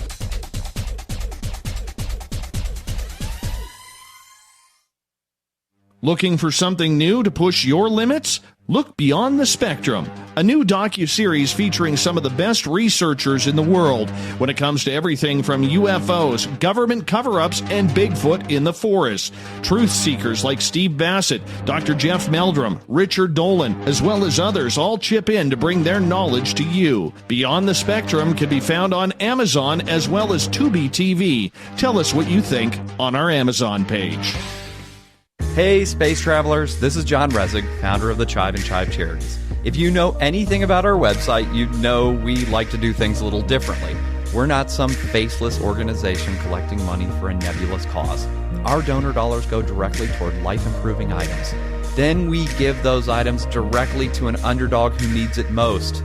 To become a donor with Spaced Out Radio's official charity, CHIVE Charities, just go to chivecharities.org/donate.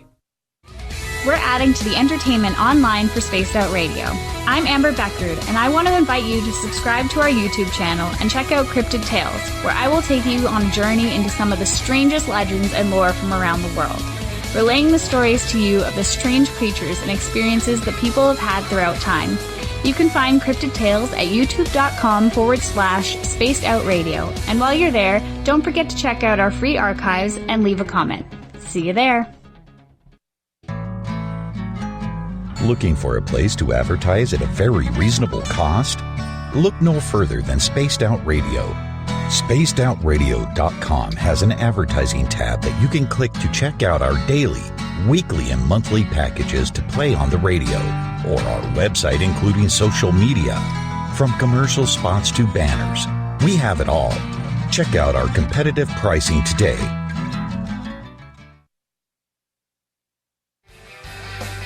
From the heartlands of Canada to beards around the world, we know how to take care of you. Fill your follicles with the Mighty Moose Beard Oil. All our oils and balms are handmade and 100% natural ingredients because we care about your beard. And hey, use the promo code SOR2019 and get your Mighty Moose Beard Oil today. You can check us out on our website, mightymoosebeard.com.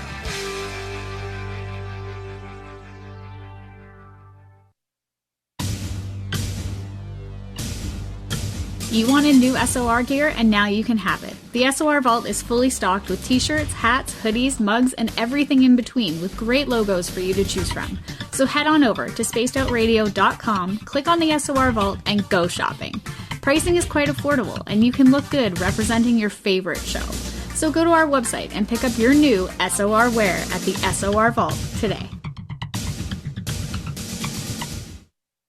Every night on Spaced Out Radio, we have places for you to hang out.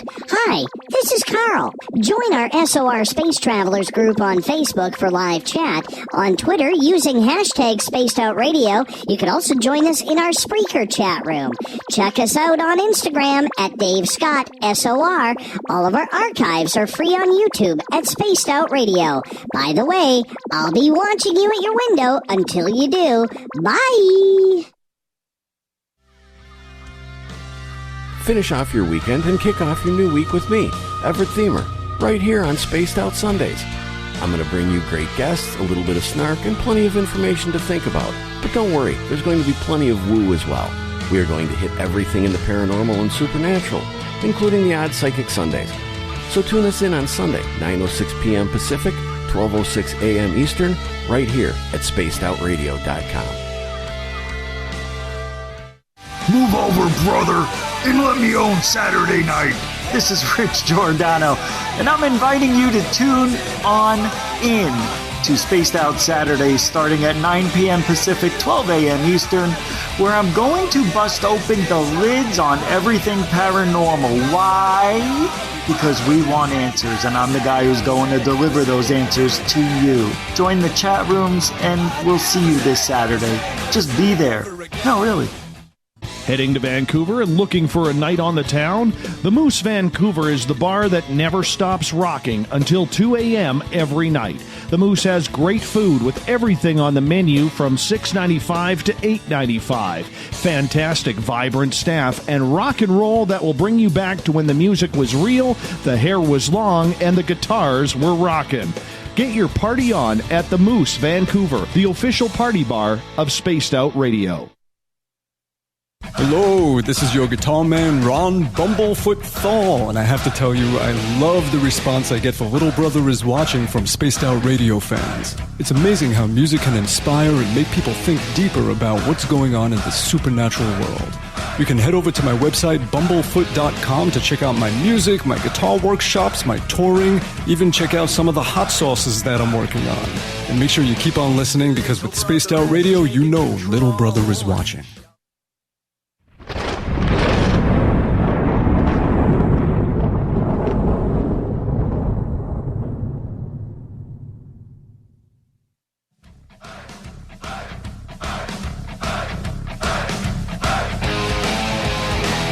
Now we've passed the halfway point of Spaced Out Radio tonight. I am your host, Dave Scott, sitting in the captain's chair of SOR headquarters. Thank you so much for tuning us in. I want to remind all of you, our YouTube channel has all of our free archives, youtube.com/Spaced Out Radio. Just do me the favor, hit that subscribe button. Our website is spacedoutradio.com. We got a plethora of features for you there. What I want you to do is I want you to go to our SRR vault. Get yourself some Spaced Out Radio swag. It'll look good on you. Black Friday sales are underway, minus the brawls. I know you look forward to it as much as I do.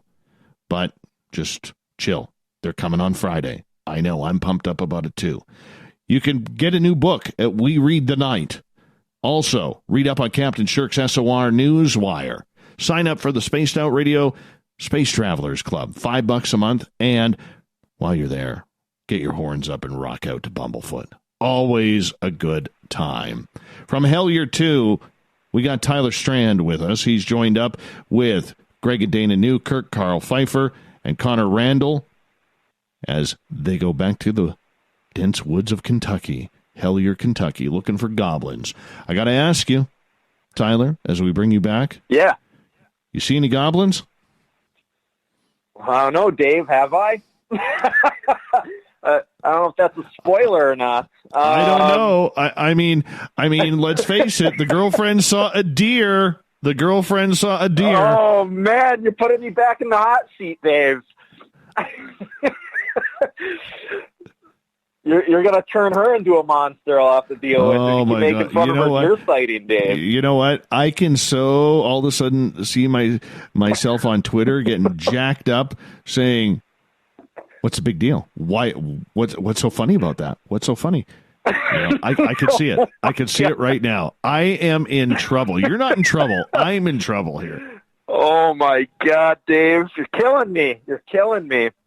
Oh, well, Dave, I will say this. I think what we are attempting to do in Hellier and what we have done in connection to this case, particularly in Season 2, I think it's far more fascinating and far more reaching than anything a goblin could deliver to the general public.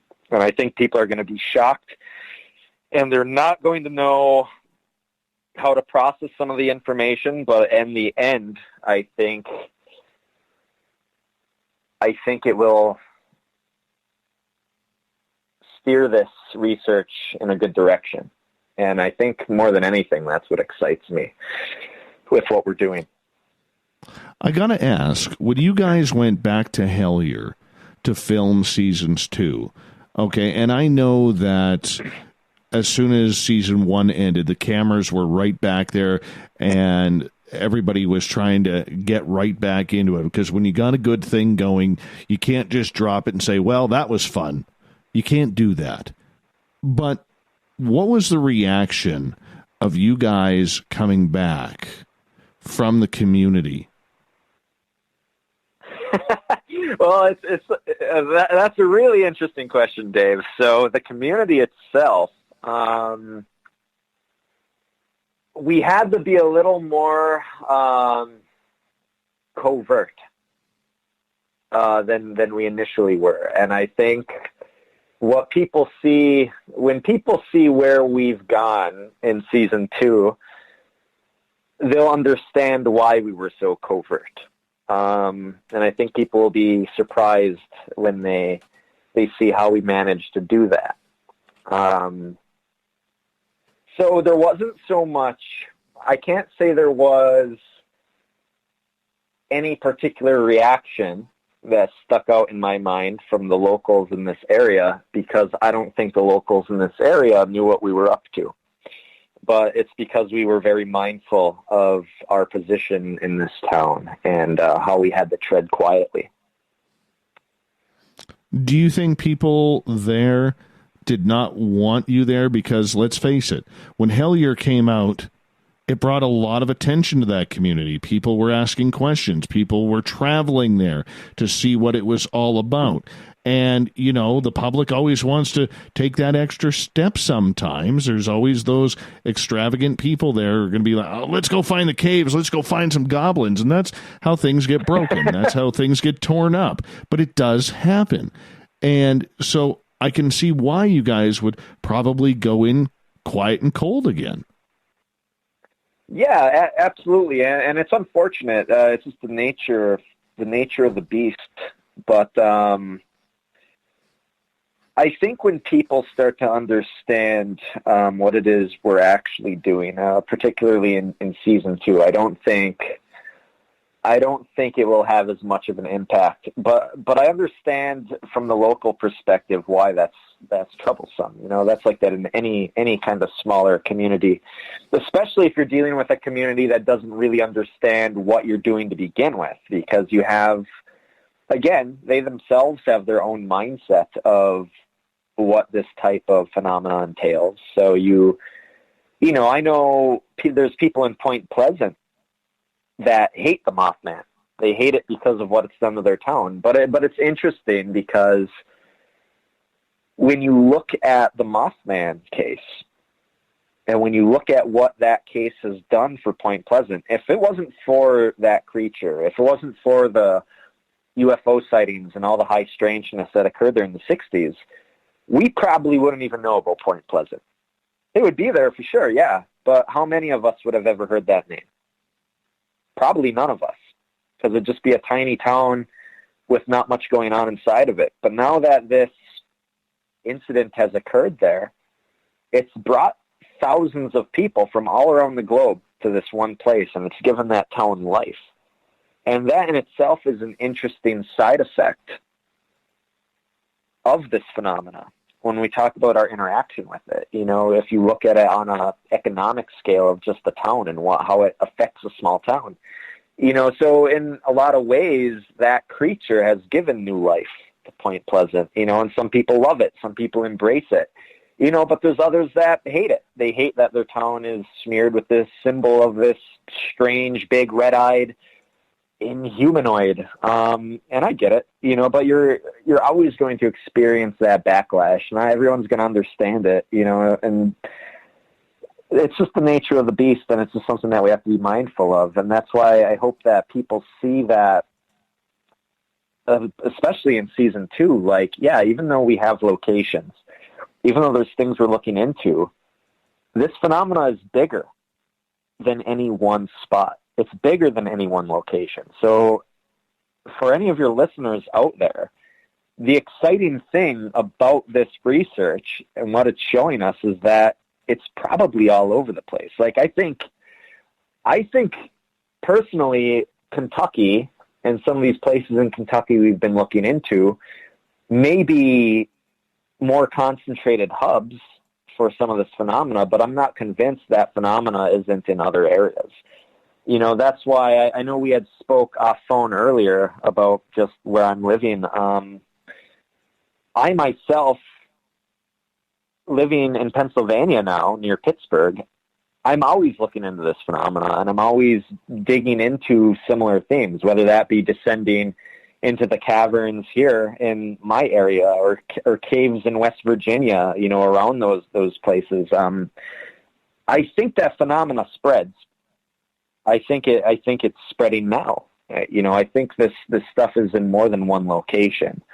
But that just becomes apparent the more that you dig into these things. I don't think there's any one spot that this is just taking residence in. I just think that we've been given some leads, and just to do our proper effort, look into those leads, you know, and that's what brings us to these locations. So if there's anyone that's planning on trespassing or or going to these towns for the sake of trying to find these things, just know that it's likely bigger than just these towns. So you don't have to go there. Even if it may be a hub, I think if you were to dig into it deep enough, you could probably find something very strange even in your own location.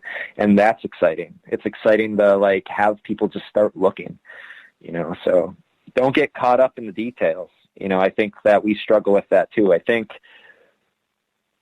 it's a largely encompassing phenomenon, and it's not just in any one place on this planet. We're just looking into one pinpoint on the map, so to speak. This area of Hellier, where, this is a small town. This is a hard-working town where there's a lot of unemployment. There's a lot of retirees. There's a lot of people who grew up there, and they're just wanting to live their own lives. And I hate to use this term, but when you guys kind of go in there and invade what is going on and bringing this peaceful town into this phenomena, and I know you guys, a few of you guys, I don't know Connor or Karl personally, but talking to them on the phone, they seem like very genuine people, much like you do. And like I said, I met Greg and Dana. They seem very genuine as well, especially Dana with the Canadian connection there, because we always got to sneak one in there somewhere. And the point that I'm getting at is this. I mean, you guys aren't out there invading, trying to hurt people's feelings or embarrass a community. You're there for the phenomenon, yes, but you're also there to maybe help. And I think that's a big difference between what you guys are doing with Hellier and what a lot of people are doing in the paranormal field today. Yeah, I mean, I completely agree with that. I think, particularly in season 2, I think more than ever, if you wanted to look at the perspective of going to a place to help, it seems this season has those elements. But yeah, we're not just trying to invade a location, just interject ideas that we're making up. But, I think that's where I think a lot of the pushback that has been received from local people in some of these small rural communities is that they hear this strange story and they hear these strangers coming into town looking for whatever that they have no context for. When we talk about paranormal phenomena, we're talking about something that's very, very rare, and it's very well hidden. So when you have strangers coming in your town saying, oh, this is happening here, and you have someone who grew up there their whole life, never hearing about a single thing, there's gonna be backlash and be like, well, these people are liars. I've lived here my whole life. This isn't happening to me. But it's not something that they would be aware of, and that's just one of the issues of being an investigator of this type of phenomena. So for your listeners out there, imagine, I don't know how many listeners you have right now who are from small towns. Imagine how strange it would be if you had a group of people roll up to your town and you hear this wild story about how there's some monster that lives inside of the earth that people have experienced, even though you lived there your whole life and you've never heard of it. You're going to be skeptical, and that's going to raise some red flags in your mind. So I understand people's trepidation when it comes to our involvement in looking into these things. But I think when people see in context how we're actually going about that sort of thing and how non-intrusive we are, that we're coming from a good place, and that we're not just making a big deal out of something that doesn't exist. It's coming from a positive place of curiosity. And I hope that's what it invokes in local mindsets more than anything. Go out there and look, be curious. I think that's a solid answer. I really do. And I commend you for that answer because, when you said that, I live in a small community myself. There's only 1,800 people in my community where I broadcast from the boonies. And, wow. I look at the idea of people around here who know there's Sasquatch around here. but it's not a talked about topic. There's people who have had amazing encounters, and there are people here who have lived here 40, 50 years who think it's all a bunch of baloney and don't believe it when the loggers come into town and say, something happened out there. And you're right. I mean, people, they want that privacy. They want that secluded. They love the idea of living in seclusion away from the big cities and the drama that seems to follow those. So I can see where you're going with that, and I appreciate that answer. I want to ask you this, as we only got about 6.5, 7 minutes left before we got to go to break at the top of the hour. Granted, the movie comes out, Hellier 2 comes out this coming weekend, and it's probably the hardest on you guys trying to stay extremely quiet and shut up and let things happen while you're all pumped up trying to make it happen. Give us a little tease. What are people going to see in Hellier 2? Oh, man. Well, to give a little tease, Dave, not to make matters even more complicated, but we're already talking about something that not only deals with UFOs, deals with monsters, deals with psychic phenomena. We're now going to bring in, more than ever, elements of what you may consider magic and all that implies. Why take it to such a different extreme? I don't necessarily think it is a different extreme, Dave. I think it's an element that has been integrated as much as anything else. It's just, again, the stigma of the words that we use. I think when we assess the phenomena at large and trying to do new things, which is something, it's another point that we're trying to make with this documentary. There's this really rigid outline that people have been conditioned to believe when it comes to paranormal investigation. And that is, you need this set of equipment, you need this and this and this. You need this type of camera, or you need this EMF meter. And if you don't have those things, you're not a paranormal investigator. And I think that's a very slippery slope to wall something so complex and so strange into such a small box. And people have been conditioned that way for the past 15 years. So it's not that we're doing something new, rather than it is we're scaling things back and doing something old and doing something that has always connected people to this phenomena. And I think that's the better way to think about it. It's showing people that we don't have to fit ourselves into a box of technology. Like, let's try something new, but try something old, something that's always worked for people. When you talk about communicating with something other, that's how it's always been done. And I think it's just a technique that we've wanted to incorporate and try for an effect of research.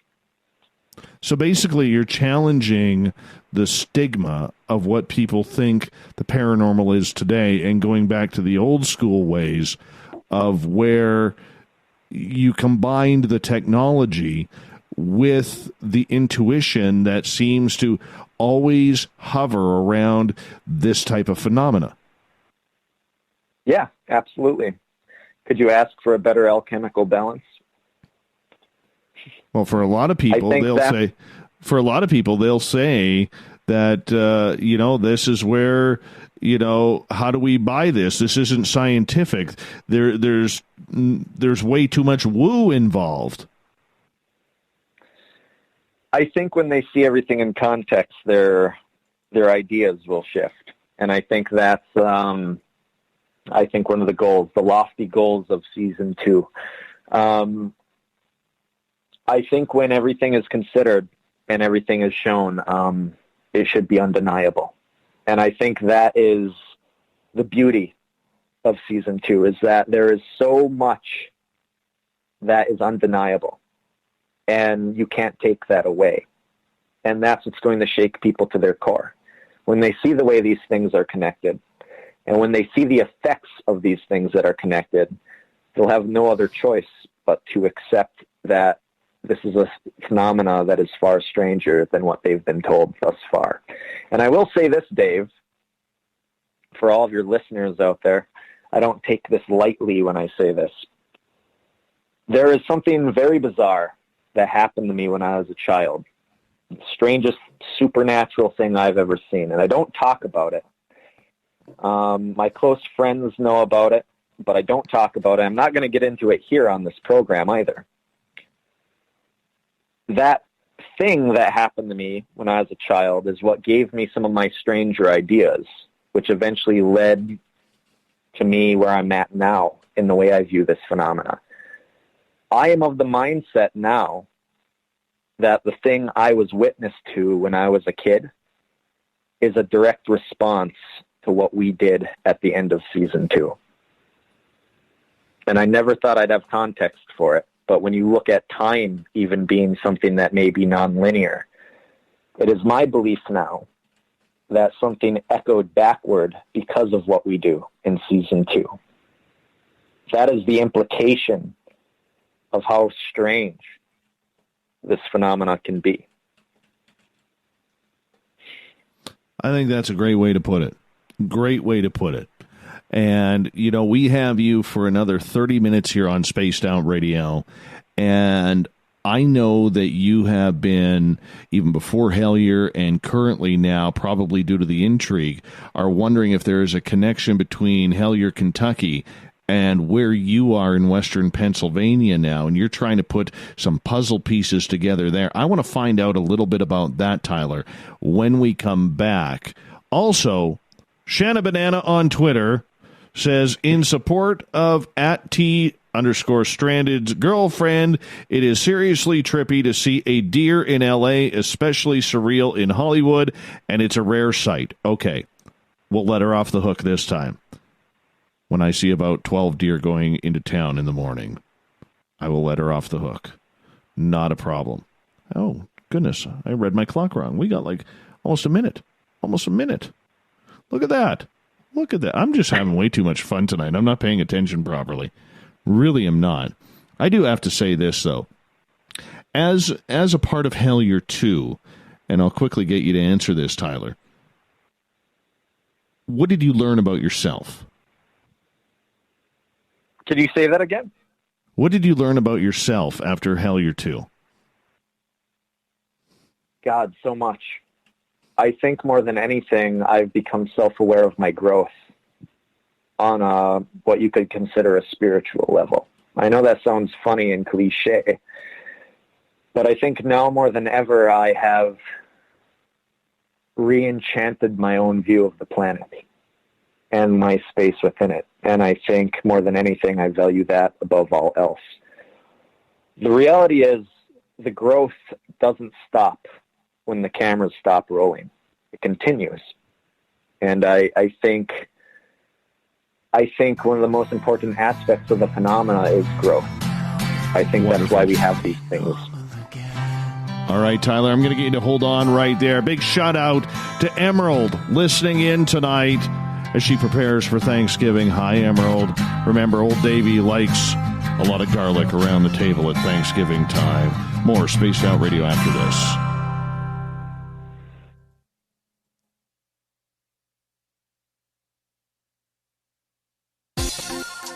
For the price of 1 cup of coffee a month, you can become an SOR Space Traveler. The Space Travelers Club is a place where you can interact with other listeners, either live during the show or on our great forum. We want your stories, pictures, comments, and ideas. You'll get live video streams, exclusive content, and be a part of our newsletter. Stay in touch with everything SOR. The Space Travelers Club is just $5 a month at spacedoutradio.com. Hey, Space Travelers, this is John Resig, founder of the CHIVE and CHIVE Charities. If you know anything about our website, you know we like to do things a little differently. We're not some faceless organization collecting money for a nebulous cause. Our donor dollars go directly toward life-improving items. Then we give those items directly to an underdog who needs it most. To become a donor with Spaced Out Radio's official charity, CHIVE Charities, Just go to chivecharities.org/donate. Move over, brother, and let me own Saturday night. This is Rich Giordano, and I'm inviting you to tune on in to Spaced Out Saturdays starting at 9 p.m. Pacific, 12 a.m. Eastern, where I'm going to bust open the lids on everything paranormal. Why? Because we want answers, and I'm the guy who's going to deliver those answers to you. Join the chat rooms, and we'll see you this Saturday. Just be there. No, really. We're adding to the entertainment online for Spaced Out Radio. I'm Amber Beckard, and I want to invite you to subscribe to our YouTube channel and check out Cryptid Tales, where I will take you on a journey into some of the strangest legends and lore from around the world, relaying the stories to you of the strange creatures and experiences that people have had throughout time. You can find Cryptid Tales at youtube.com/Spaced Out Radio. And while you're there, don't forget to check out our free archives and leave a comment. See you there. Hello, this is your guitar man, Ron Bumblefoot Thal, and I have to tell you, I love the response I get for Little Brother is Watching from Spaced Out Radio fans. It's amazing how music can inspire and make people think deeper about what's going on in the supernatural world. You can head over to my website, bumblefoot.com, to check out my music, my guitar workshops, my touring, even check out some of the hot sauces that I'm working on. And make sure you keep on listening, because with Spaced Out Radio, you know Little Brother is watching. Visit purpleplates.com today. For over 40 years, the Purple Energy Plates have been delivering amazing results for their many customers. Inspired by the great genius Nikola Tesla, the harmony, healing, and energetic effects of the plates have proven over and over to be beneficial and often miraculous to thousands of customers. Check their site for daily specials and choose from their many energy products. You won't be sorry. Visit them today at purpleplates.com. A timepiece is a reflection of who you are, and what better way to show off the real you than with an Escape watch. Escape is a lifestyle brand accessorizing your days and nights. Choose to escape and create the life of discovery that you deserve. Dream, play, unite with your own personalized Escape watch. Head to escapewatches.com. There is no time like the present to enjoy your escape. Use promo code SMF2017 for your 20% discount today. At spacedoutradio.com, we have a little bit of everything for you to stay up late. So while you're there, check out our SOR Newswire, where our team brings you stories of the weird and strange to the WTF from around the globe. News on Bigfoot, UFOs, paranormal, Darwinian-type crime tales. It's the stories that the mainstream media usually won't touch. Well, we got them all on the SOR Newswire, only at spacedoutradio.com. So, you love talk radio? Then you'll love TalkStreamLive.com. TalkStream Live is always on, 24/7, with the best streaming talk shows. Find your favorite talkers and discover some new ones. It's free, readily available online or on mobile with any smartphone or tablet. Finding your favorite talk shows all in one place has gotten a whole lot easier. Just go to TalkStreamLive.com. Be sure to download the free apps from Google Play or the iTunes App Store. Looking for a place to advertise at a very reasonable cost? Look no further than Spaced Out Radio. SpacedOutRadio.com has an advertising tab that you can click to check out our daily, weekly, and monthly packages to play on the radio, or our website including social media. From commercial spots to banners, we have it all. Check out our competitive pricing today. Every night on Spaced Out Radio, we have places for you to hang out. Hi, this is Carl. Join our SOR Space Travelers group on Facebook for live chat. On Twitter, using hashtag Spaced Out Radio. You can also join us in our Spreaker chat room. Check us out on Instagram at Dave Scott SOR. All of our archives are free on YouTube at Spaced Out Radio. By the way, I'll be watching you at your window until you do. Bye! We all know on Spaced Out Radio we love a good beard and mustache, so why not take care of your facial hair with Mighty Moose Beard Oil? Made in Canada, we're taking care of beards and stashes around the world. We use 100% natural ingredients with our oils and balms to make your whiskers feel silky smooth. Use promo code SOR2019 at MightyMooseBeard.com today.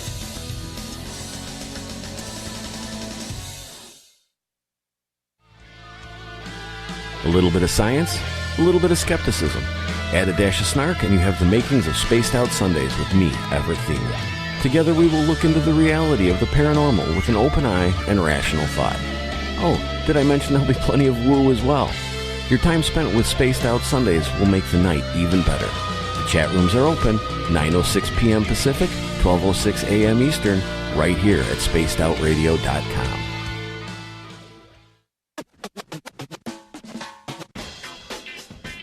The SOR Vault is open for business, and do we have some cool swag for you to pick up? All you have to do is head over to our website and click on the SOR Vault. You have a variety of cool logos to choose from, and put them on anything you want. T-shirts, hoodies, hats, coffee mugs, you name it, we can get it to you. So do your shopping by supporting the store you love. Get your Spaced Out Radio swag at the SOR Vault today.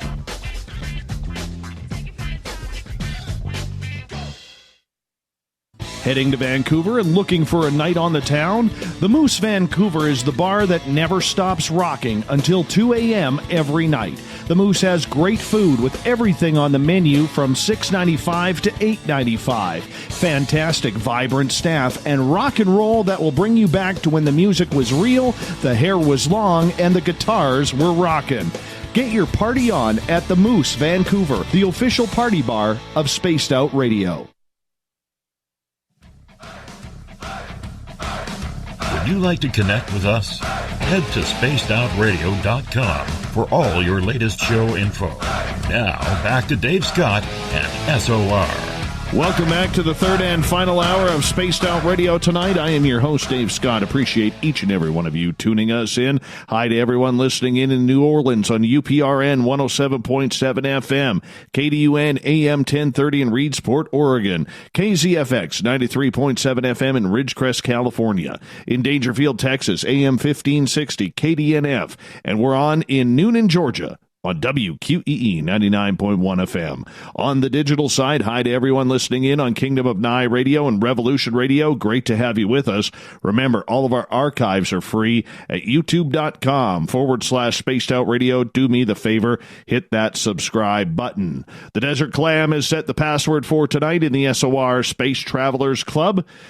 Inductivism. Inductivism is your password. Use it wisely, space travelers, as the Clam sets a password each and every night right here on Spaced Out Radio. Our website is spacedoutradio.com. We got a plethora of features for you. Rock out to Bumblefoot, do a little shopping at the SOR Vault, especially because it's Black Friday. And, of course, you can pick up a great paranormal book at We Read the Night. Join the Space Travelers Club for $5 a month, and Captain Shirk has you up to date on the SOR Newswire. For the final time tonight, we introduce Tyler Strand. He is joined up with Greg and Dana Newkirk, Karl Pfeiffer, Connor Randall for Hellier 2, which breaks loose this weekend, and I am pumped right up about it. I hope you are as well. I'm a big fan of this show. Highly suggest you check it out. The best part about it, people, is it's free. Tyler, welcome back. Happy to be back, Dave. Even though it's 2 a.m., I am full of copious amounts of caffeine that are probably going to cause my heart to explode. Excellent. Excellent. That's what we want to hear. Hey, my friend, before we move on, you got to let everybody know where they can watch Hellier this weekend. All right, guys. So this weekend, for all you listeners out there, be sure to check this out on Amazon Prime on November 29th, Black Friday. So if you're one of those people in particular that don't want to go out in the crazy rush of the chaos that is Black Friday, hunker down, check the clocks, and go check it out on Amazon Prime. That's where we first launch Hellier. On December 13th, we will be launching it on YouTube, so it'll all be accessible to the general public. But for those of you who can't wait and do want to watch it through Prime, if you've not had Prime, I just want everyone to know who's listening, you can sign up for a 30-day free trial through Prime if you wanted to get Prime to watch Hellier. So don't let that stop you. Check it out. Everywhere Black Friday. We have, 2 days, 1 day to go. Ink and Black Friday, as we've been calling it, to reference Indrid Cold. So I'm excited for everyone to take part in this. I think it's going to be a huge moment for everyone who watches it. I think it's very important, and I'm excited to see what people do with the information that we give to the public, because it's more than just this weird case. It's more than just us going through this case. One of the things we give the public, which I want all of your viewers to know, is that we are giving people tools. We're giving people tools to actually track this phenomena down by revealing the patterns that we have been noticing in this phenomena. So you asked me earlier if there's any kind of teaser. That's a big one, and I think that one is the most exciting to me. I want to see what people do with the tools we are giving them this season, because I think it's something that's not been discussed in the wider paranormal community. I think when you dig into these topics deeply, you'll find these strange nuggets here and there where someone's like, oh, this seems to happen around these types of places, or I've noticed this occur in multiple reports. But you only really find them if you're heavily involved in the research end of things, and you don't really hear people talk about these patterns. This season, we really delve into those patterns and we reveal those patterns. And I think those, more than anything, are vitally important to the future of where people take paranormal investigation. And we give that to the public. And that's another reason why it's so important for us as indie filmmakers to give that to the public for free, on top of all of our hard work. Like, this is a service for all. And I hope that in the scheme of things, the grand scheme of things, that's how it's perceived. I think it's excellent. And like I said, I'm very excited to get things going on my end. I got a date with my couch on Sunday. While most people will be watching football, I will be getting right down with Hellier all day, all night long. I figure I got about 10, 11 hours that I got to put in, and I'm willing to put in that shift, and I'm looking forward to it. But the big thing is, for you personally, regarding this, you tend to think that Hellier just isn't in Hellier, or the Goblins, or the action that is happening there. You think it kind of spreads right through the United States on the East Coast there, including where you are in western Pennsylvania, just outside of Pittsburgh. Why do you think that is? So I don't mean to take away from the investigation in Kentucky. I know when we spoke earlier,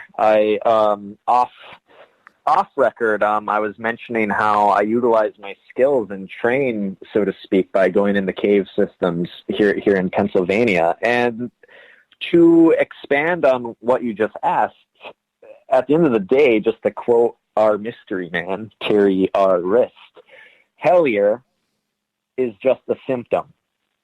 And what that implies is that Hellier is a symptom of something larger. And I think when people see season 2, that will become more apparent than ever, that it really is just a symptom and that there are bigger things to tackle. And I think that holds true for a lot of different locations in the U.S. when we talk about the phenomena at large. You know, this stuff is occurring all around the globe. And the reason why earlier when we were speaking on the phone, I had mentioned Pennsylvania is because this area I live is particularly strange. I live on the western border. I'm about 20 minutes away from Pittsburgh.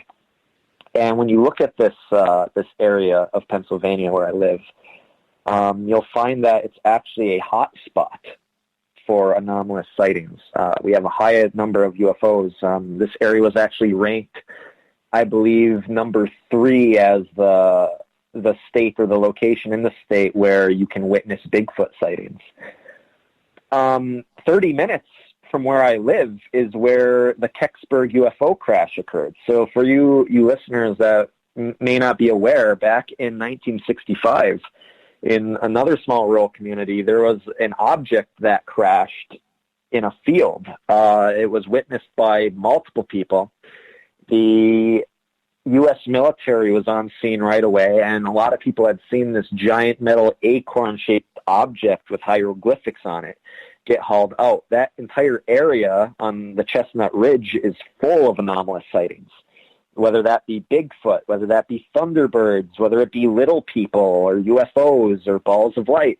We have all of that here, and all of those things, of course, are the same themes connected to Hellier because it's the same phenomena. So if you were to ask me how I personally connect them and just spend my time, when you look at this area of the U.S. in general and how this ties in the Hellier, Pennsylvania lies on all kinds of cave systems. I literally work at a cave in my off time.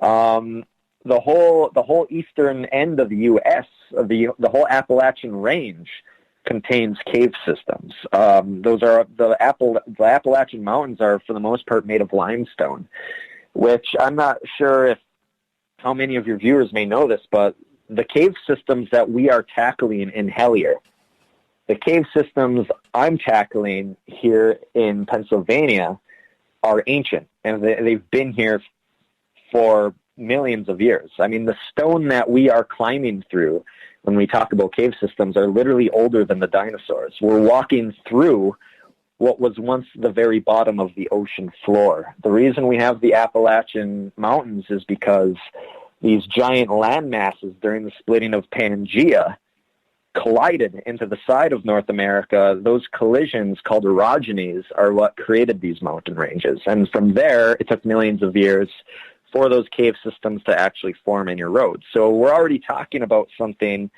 that has been sitting here and something that is ancient. So when I look at things from a more physical perspective, when I kind of take a step back from the metaphysics, because I think you need to marry the two in one to really find the answers, I spend my time quenching my thirsts by delving into these cave systems around where I live, because I don't necessarily believe it's all just centric to Kentucky. You know, I think that we have the same phenomena here in Pennsylvania when you look at the mass amounts of reports, if there is some sort of connection to cave systems. In fact, there is a sort of mythology that's not spoken about too much in connection to the Hellier case, which is whether you want to believe in these stories or not, that is the Shaver mystery. And I only bring this up because the Shaver mystery is a writing that pops up in the research conducted when we were looking into Terry Wrist.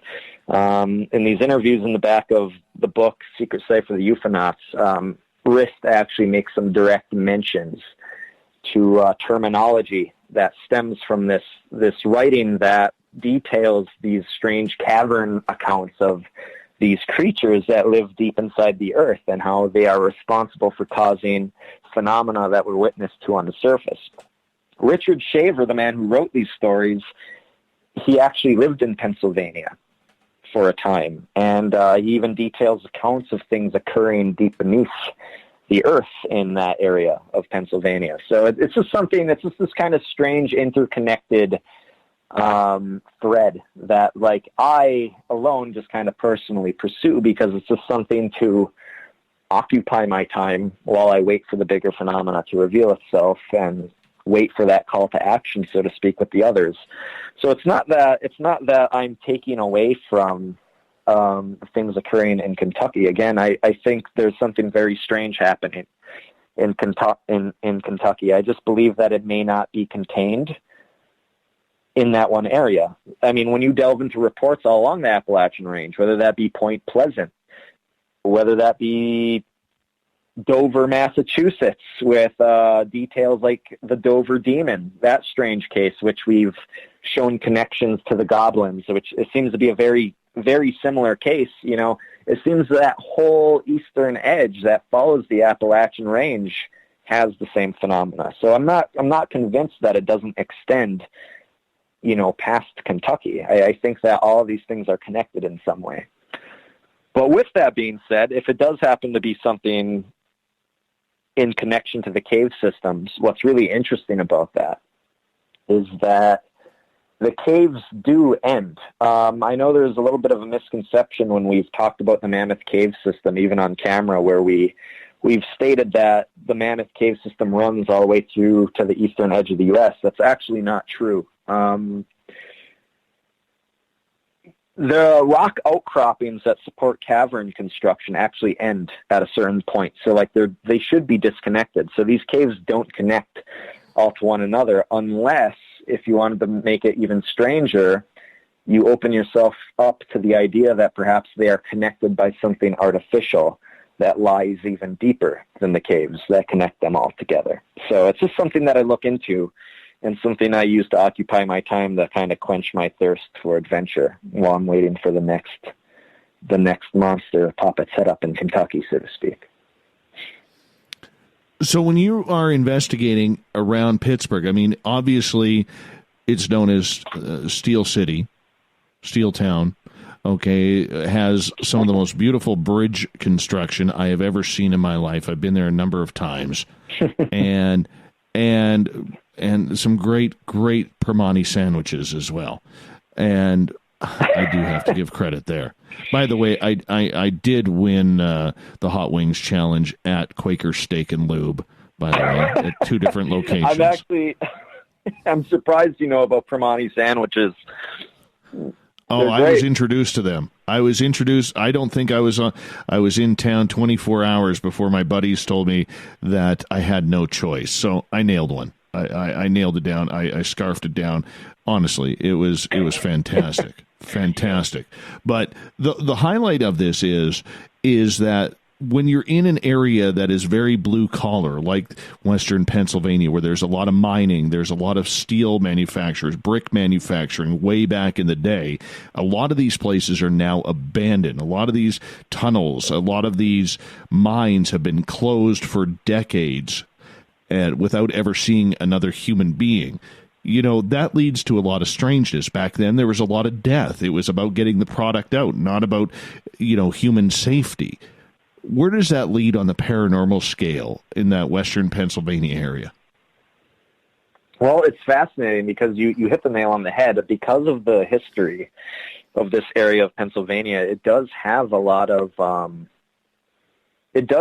human tragedy when you look into that type of incident. It actually calls to my attention a location I was at not too long ago called Dead Man's Hollow, which is the ruins of an old terracotta pipe factory that's off the Great Allegheny Trail. It's off in the forest, and that location alone is supposed to be a haunted location due to the fact that there were people that were crushed by ancient elevator shafts, these old elevator shafts that they had in the factory. So that's something you have to keep in mind when experiencing something strange in a mine setting or a cave setting, is that, say, if we leave room for another facet of paranormal phenomena of just human spirits, if we are to accept that those may be a thing, you do have to keep that in mind or dig into the research to see if any of those types of tragedies occurred. Pennsylvania actually does hold some of the most gruesome mining accidents on the planet. The Dar mine disaster, which is not far from where I live, jumps immediately to mind, where I think over 200 men were cooked up alive due to an underground explosion. There's a lot of tragedy like that. And you're right, there are a lot of mines and tunnels that are left abandoned, and I've been inside of them. And it's all about gaining that experience. I've experienced very strange things by going into mines. There's one in particular in Connellsville that I was inside of that I was there with 2 other men that I know. And we've experienced balls of light. They heard far off in the distance what they perceived as women screaming. The smell of burning meat was something they experienced. We all collectively heard what sounded like a giant snake hiss at us from only 5 feet away, but there was nothing there. We turned around, we all heard this thing hiss. Sounded like something that was the size of a man, and yet there was nothing there. Which is strange because the caves here in Pennsylvania are at most 50 degrees. It's actually too cold for snakes.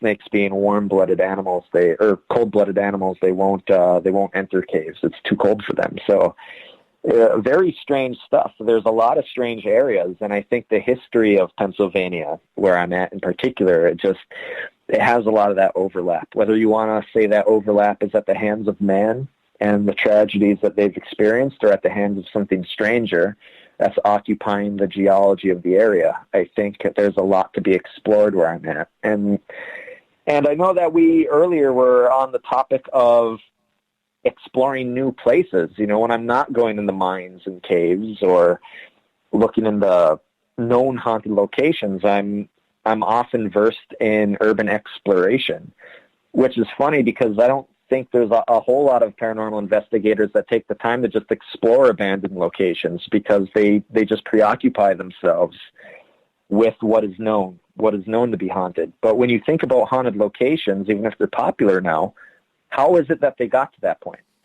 How is it that we know they're haunted? We know they're haunted because people were inside of them and they had experiences, and then the word of mouth ends up spreading, and that's how a place becomes what it does in the paranormal community. So I like taking it upon myself to explore anything that I can, whether it be an abandoned building, what have you, because the more I immerse myself in those environments, the more I can gain more experience, and the more I can pick up on something if there is something in a location. It kind of, in my mind, I think it develops a subconscious knack for developing the skills to sense when you're in a strange place and when you're not.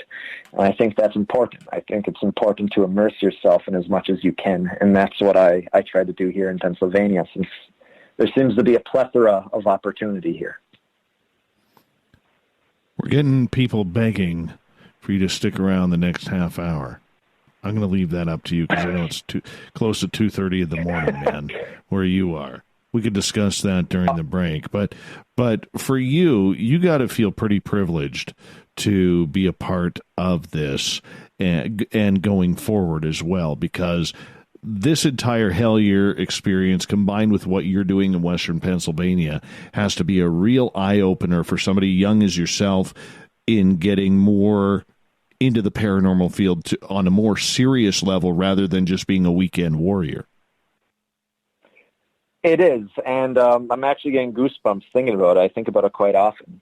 I'm someone who's always kind of lost in thought at those topics, and for anyone listening, and if there's anyone from the Hellier team listening to this, I hope that they are aware that I'm so thankful to know them, because I think in my own personal development, I can't express the gratitude I have for knowing the people that I know. And I think the real magic, when we take this research upon ourselves, it's not about the monsters. It'll never be about the monsters for me. I think the relationships we build with one another and the butterfly effect of the hurricanes we cause with every step forward, that's the magic that is happening with what we do. And I think about the relationships I've built, and even the people I know now. I mean, there's people I've developed relationships with even recently that may drastically change my entire life forever. And I would have never met them had it not been for pursuits of this kind. I hope if people are listening to this program, if there's just something I can speak of personally on my own end, is don't get lost in the realm of monsters. Try to pay attention to everything that stems around it. I got you. Think about the places you would walk if it wasn't for the research and what that's doing to you as a person. That is the working, and that's what I seek. I seek Tyler, that transformation. we got to escape right now, man, because we got to go to break here. I'm going to convince you to stick around. More Space Out Radio right after this.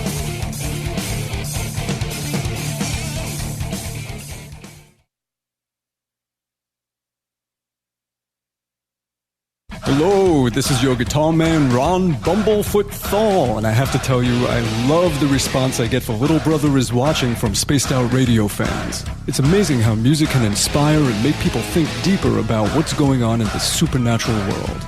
You can head over to my website, bumblefoot.com, to check out my music, my guitar workshops, my touring, even check out some of the hot sauces that I'm working on. And make sure you keep on listening, because with Spaced Out Radio, you know Little Brother is watching.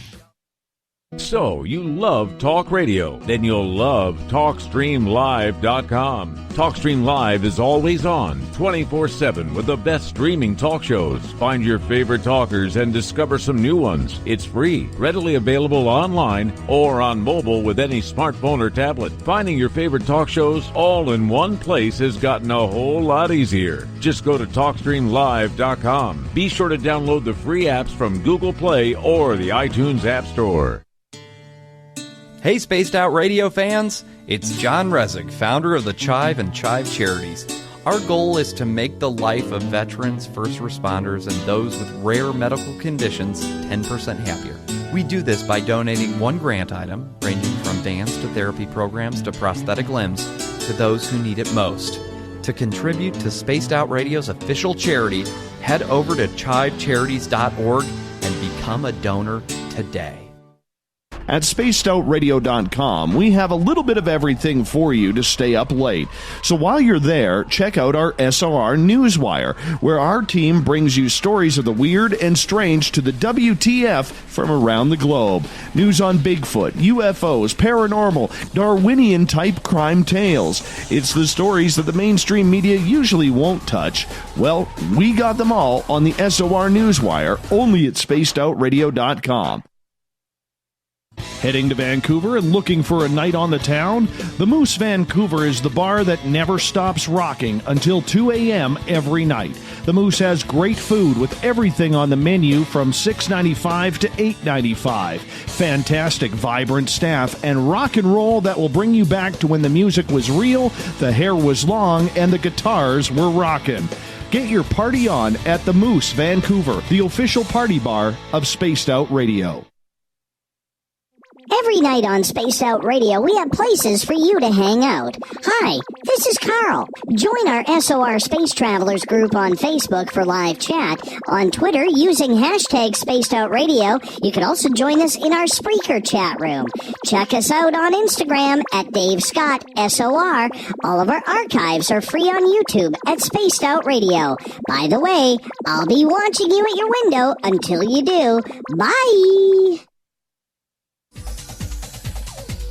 Hey everybody, the SOR Space Travelers is open. For just $5 a month, you can hang out with Dave and our crew privately in our members-only section. With your signing, you'll receive newsletters on what's going on with Spaced Out Radio. You'll have direct contact with the host during the show in our chat, live streaming videos, and a great forum for your posts and more. Become a Space Traveler now at spacedoutradio.com.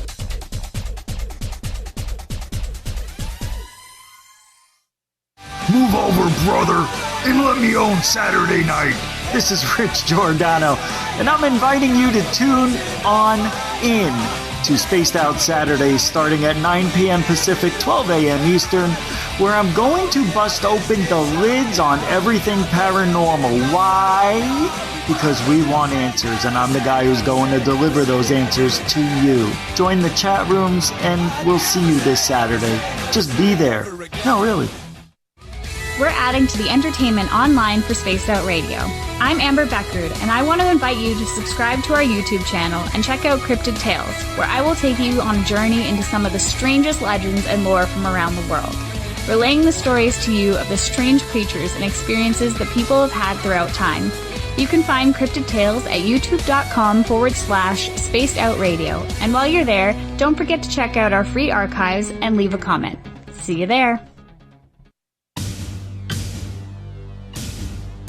You wanted new SOR gear, and now you can have it. The SOR Vault is fully stocked with t-shirts, hats, hoodies, mugs, and everything in between, with great logos for you to choose from. So head on over to spacedoutradio.com, click on the SOR Vault, and go shopping. Pricing is quite affordable, and you can look good representing your favorite show. So go to our website and pick up your new SOR wear at the SOR Vault today.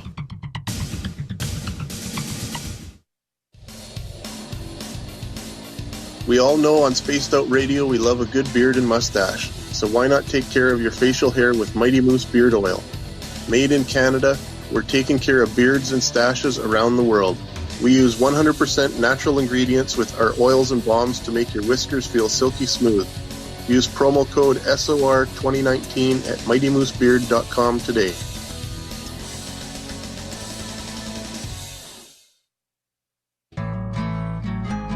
Looking for a place to advertise at a very reasonable cost? Look no further than Spaced Out Radio. SpacedOutRadio.com has an advertising tab that you can click to check out our daily, weekly, and monthly packages to play on the radio, or our website including social media. From commercial spots to banners, we have it all. Check out our competitive pricing today.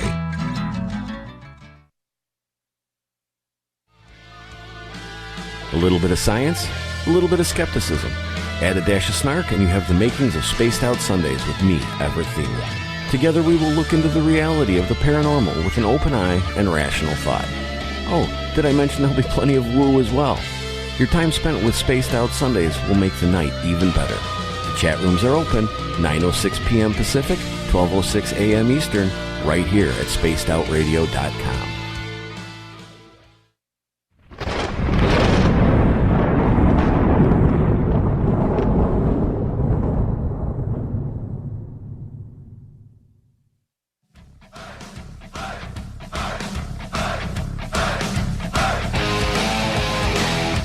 Rounded third. We're heading for home tonight on Spaced Out Radio. I am your host, Dave Scott, sitting in the captain's chair of SOR headquarters.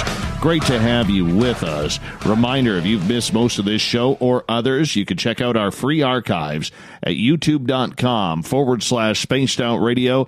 Do me the favor, hit that subscribe button. Our website is spacedoutradio.com, where we have a plethora of features for you, including rocking out on Bumblefoot. You can read up on Captain Shirk's SOR Newswire. Stop in and shop at the SOR Vault. Unfortunately, it's online, so you'll miss all the brawls.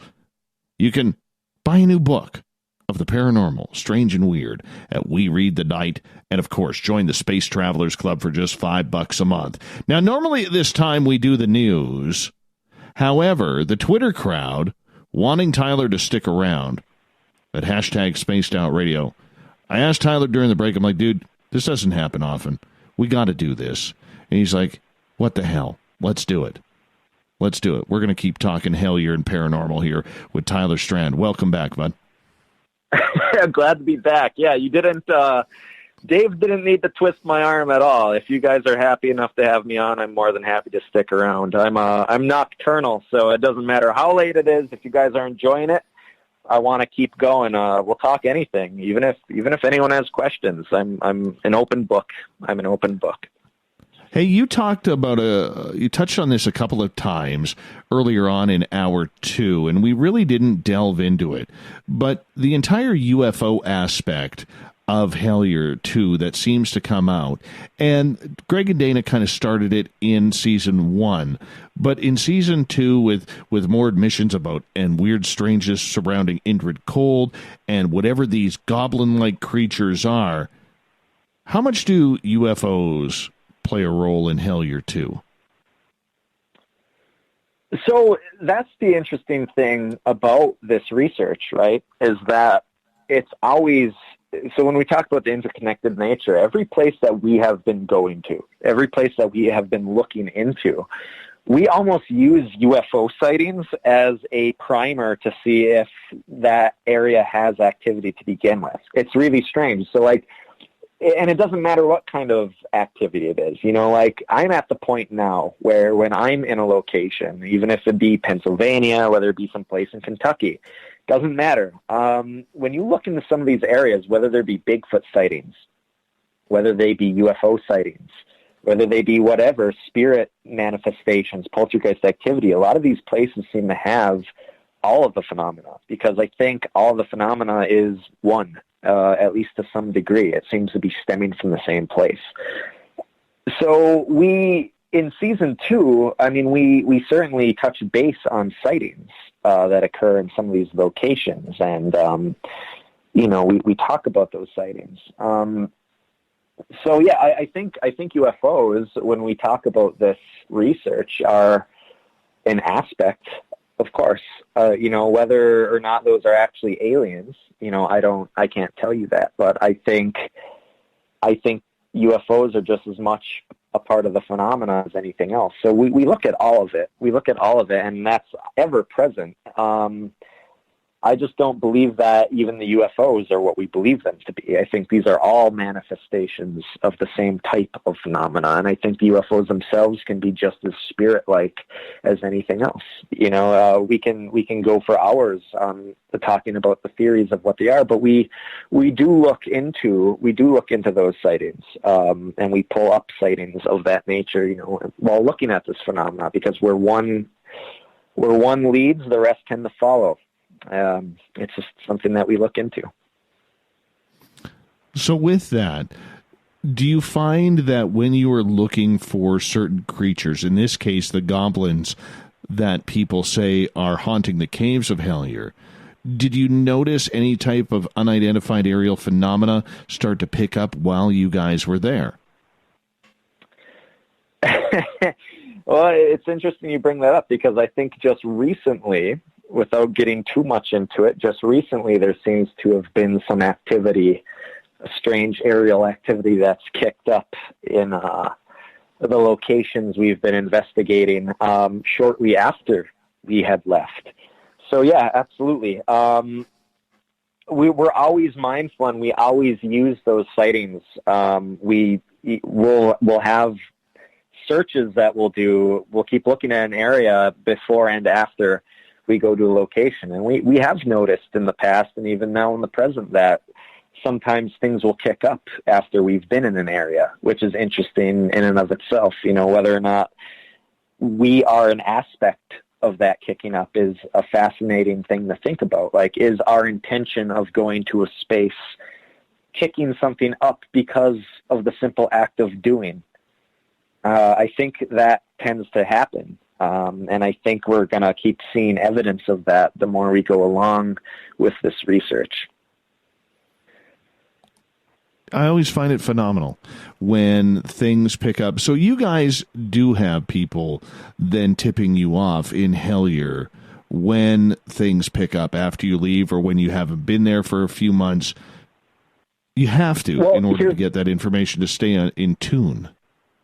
Well, here's the thing. I think it's even more interesting than that. It's not that we have people that are in the know that are contacting us and giving us the updates. It's that we silently research from afar and try to dig up what local people are talking about through online avenues. We have a lot of different methods of keeping track of those things, and it's when there aren't people that we know telling us things that I think are fascinating. The case that just occurred not too long ago, within the last week, was not from someone in the know that we're in contact with. It was just something that popped up, and we took notice of it. It's like, well, look at this thing that's happening. You know, like we just keep an eye, a watchful eye, and we use the modern tools at our disposal, such as searches or hashtags, things like that. If you want to talk about Twitter, like we use everything at our disposal to kind of keep an eye on these locations. And I think it's interesting when you can see from afar local people who are not in the know describing the same things we're researching, because that's even more validation for what we're looking into.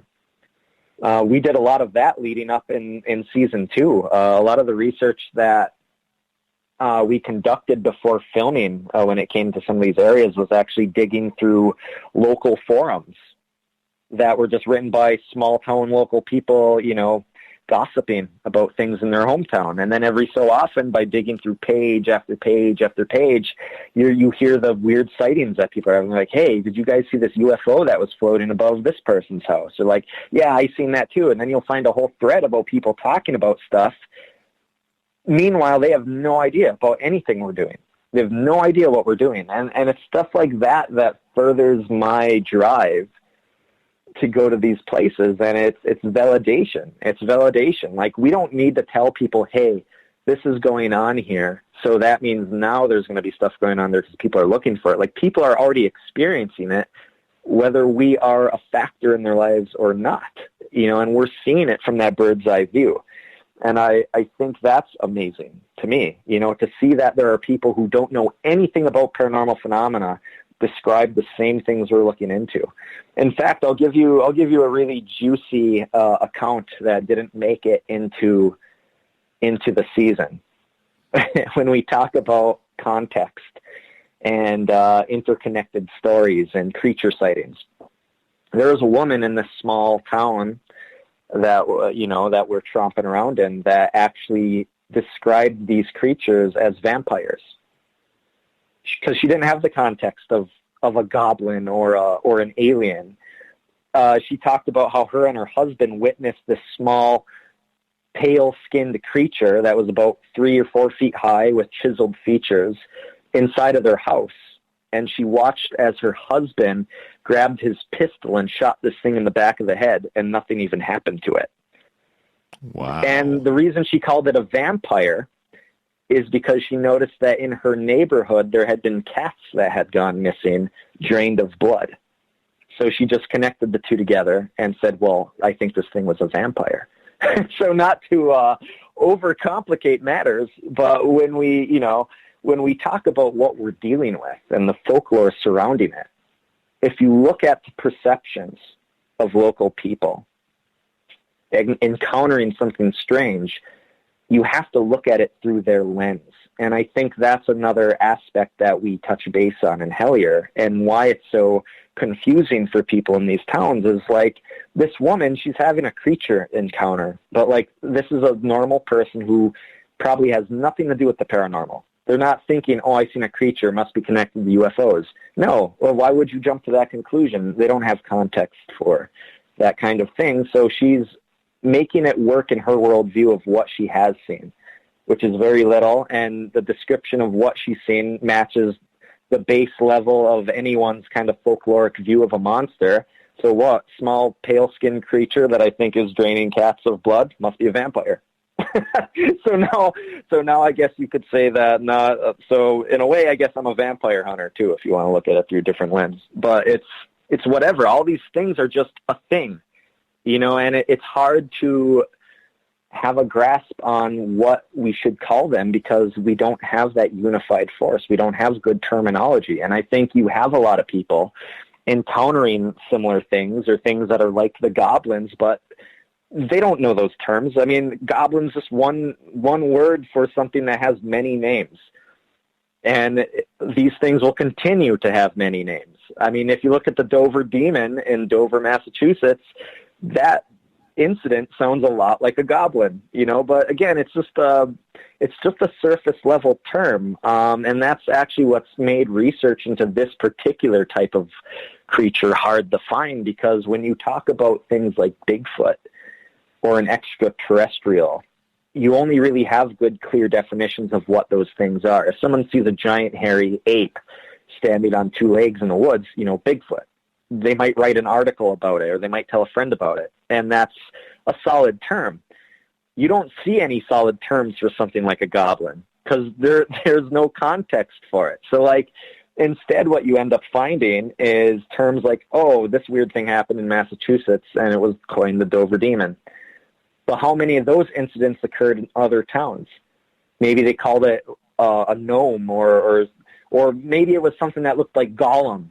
That's something we've been hearing when it comes to reports is, oh, this thing crawled out of this well on my property that looked like Gollum. Because Gollum is the only thing they have context for. So that's the term it's given. So it's hard. You can't just look up. You can't try to find things that look like the goblins. You can't just find reports by doing a Google search because there's no term to look it up. How do you find something that has no name? So that's another frustrating thing, but it makes it even more fascinating when people do have stories because it's not something that's so widely spread around in the public view like a Sasquatch or a Bigfoot or whatever you call it. It's something a little more rare, but not necessarily something different. Again, I think these are all cut from the same cloth. But that's just something that we've been noticing. It just depends on who's looking. Absolutely. It always comes down to that. In Hellier Season 1, we saw Connor really get into the Estes method, which was a phenomenal piece of research, I thought, where he's blindfolded, he's wearing soundproof headphones outside of what is being played on the spirit box, and he's literally answering questions before they're even finished or asked by Greg, Dana, and Karl. How did that work for you guys in Season 2?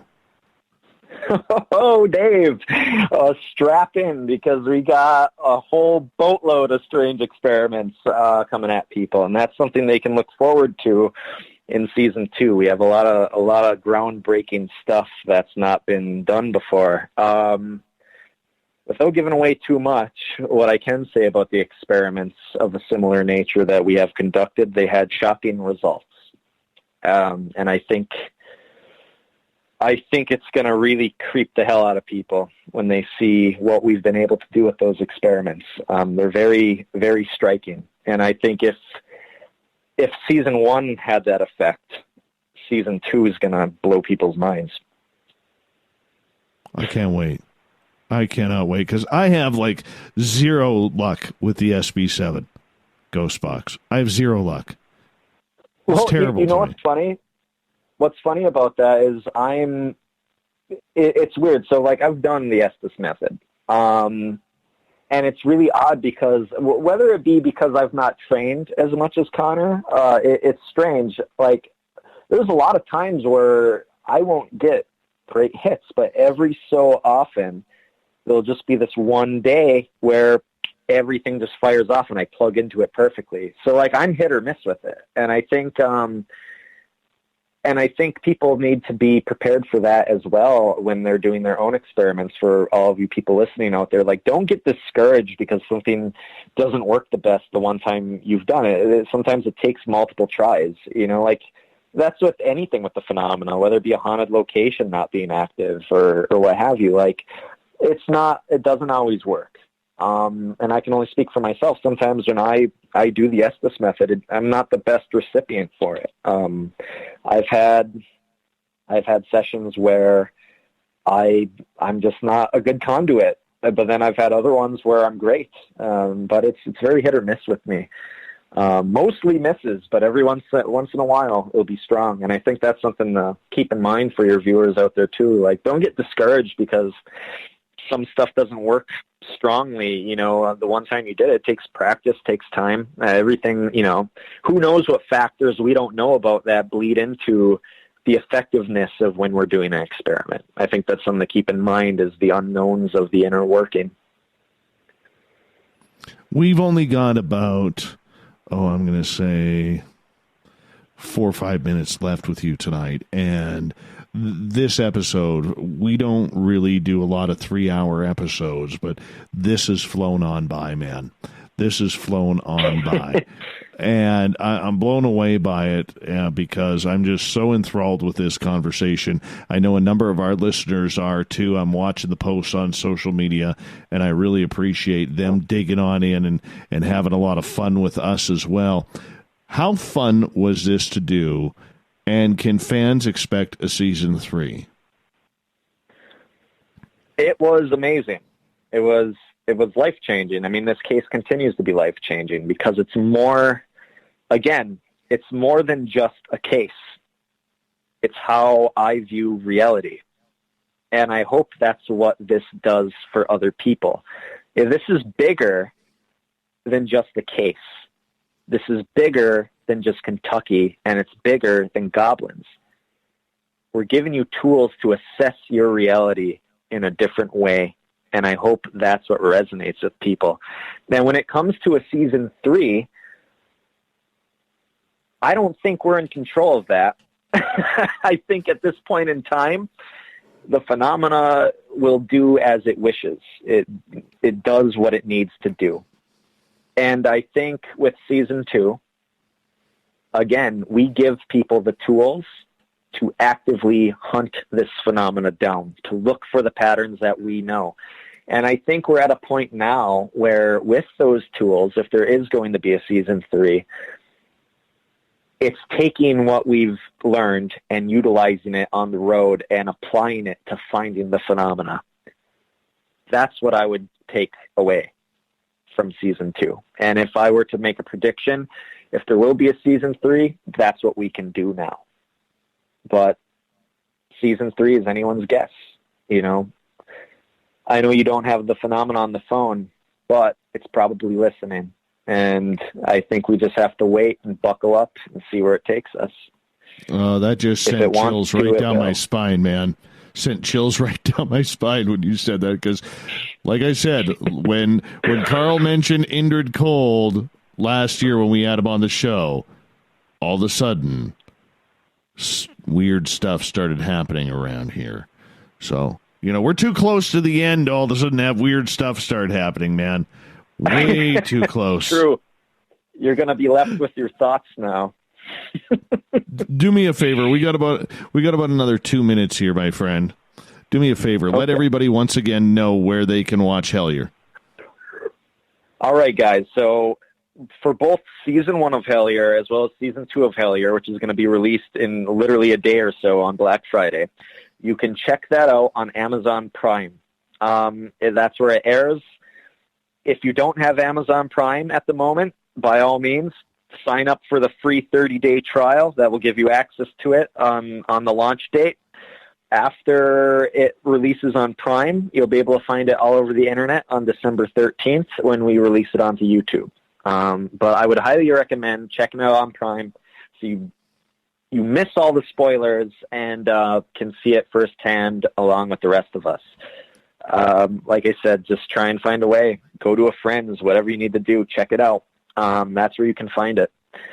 But again, we want people to know the information, and that's why it's out there, available for the public. Well, I want to say thank you to you, Tyler, for coming on in, filling in. You did admirable, for filling in for John Tenney tonight, who had to bail out, not on purpose, just because of some family stuff he had to take care of. But John's a class act, and hopefully we could get him on before the new year as well. I hope you had a good necktie on for tonight. Thank you so much, Tyler Strand, for coming on Spaced Out Radio. You hold on. I'm gonna wrap this thing up, my friend. You just sit there. All right. Tight. We got Mr. Ron Bumblefoot THAL rocking in the background with Little Brother is Watching.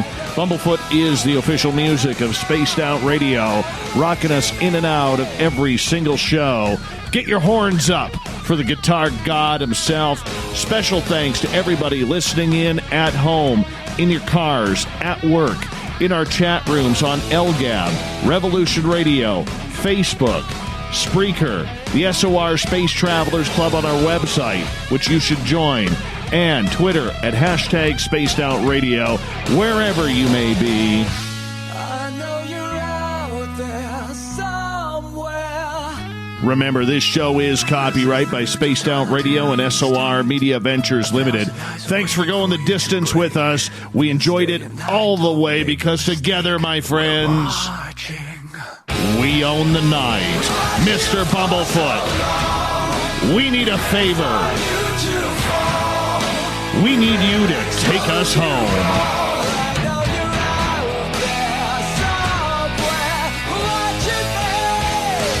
Have a great night, everybody. Johnny Enoch is in the house tomorrow. We're talking the occult all night long. Have a great night. See you tomorrow.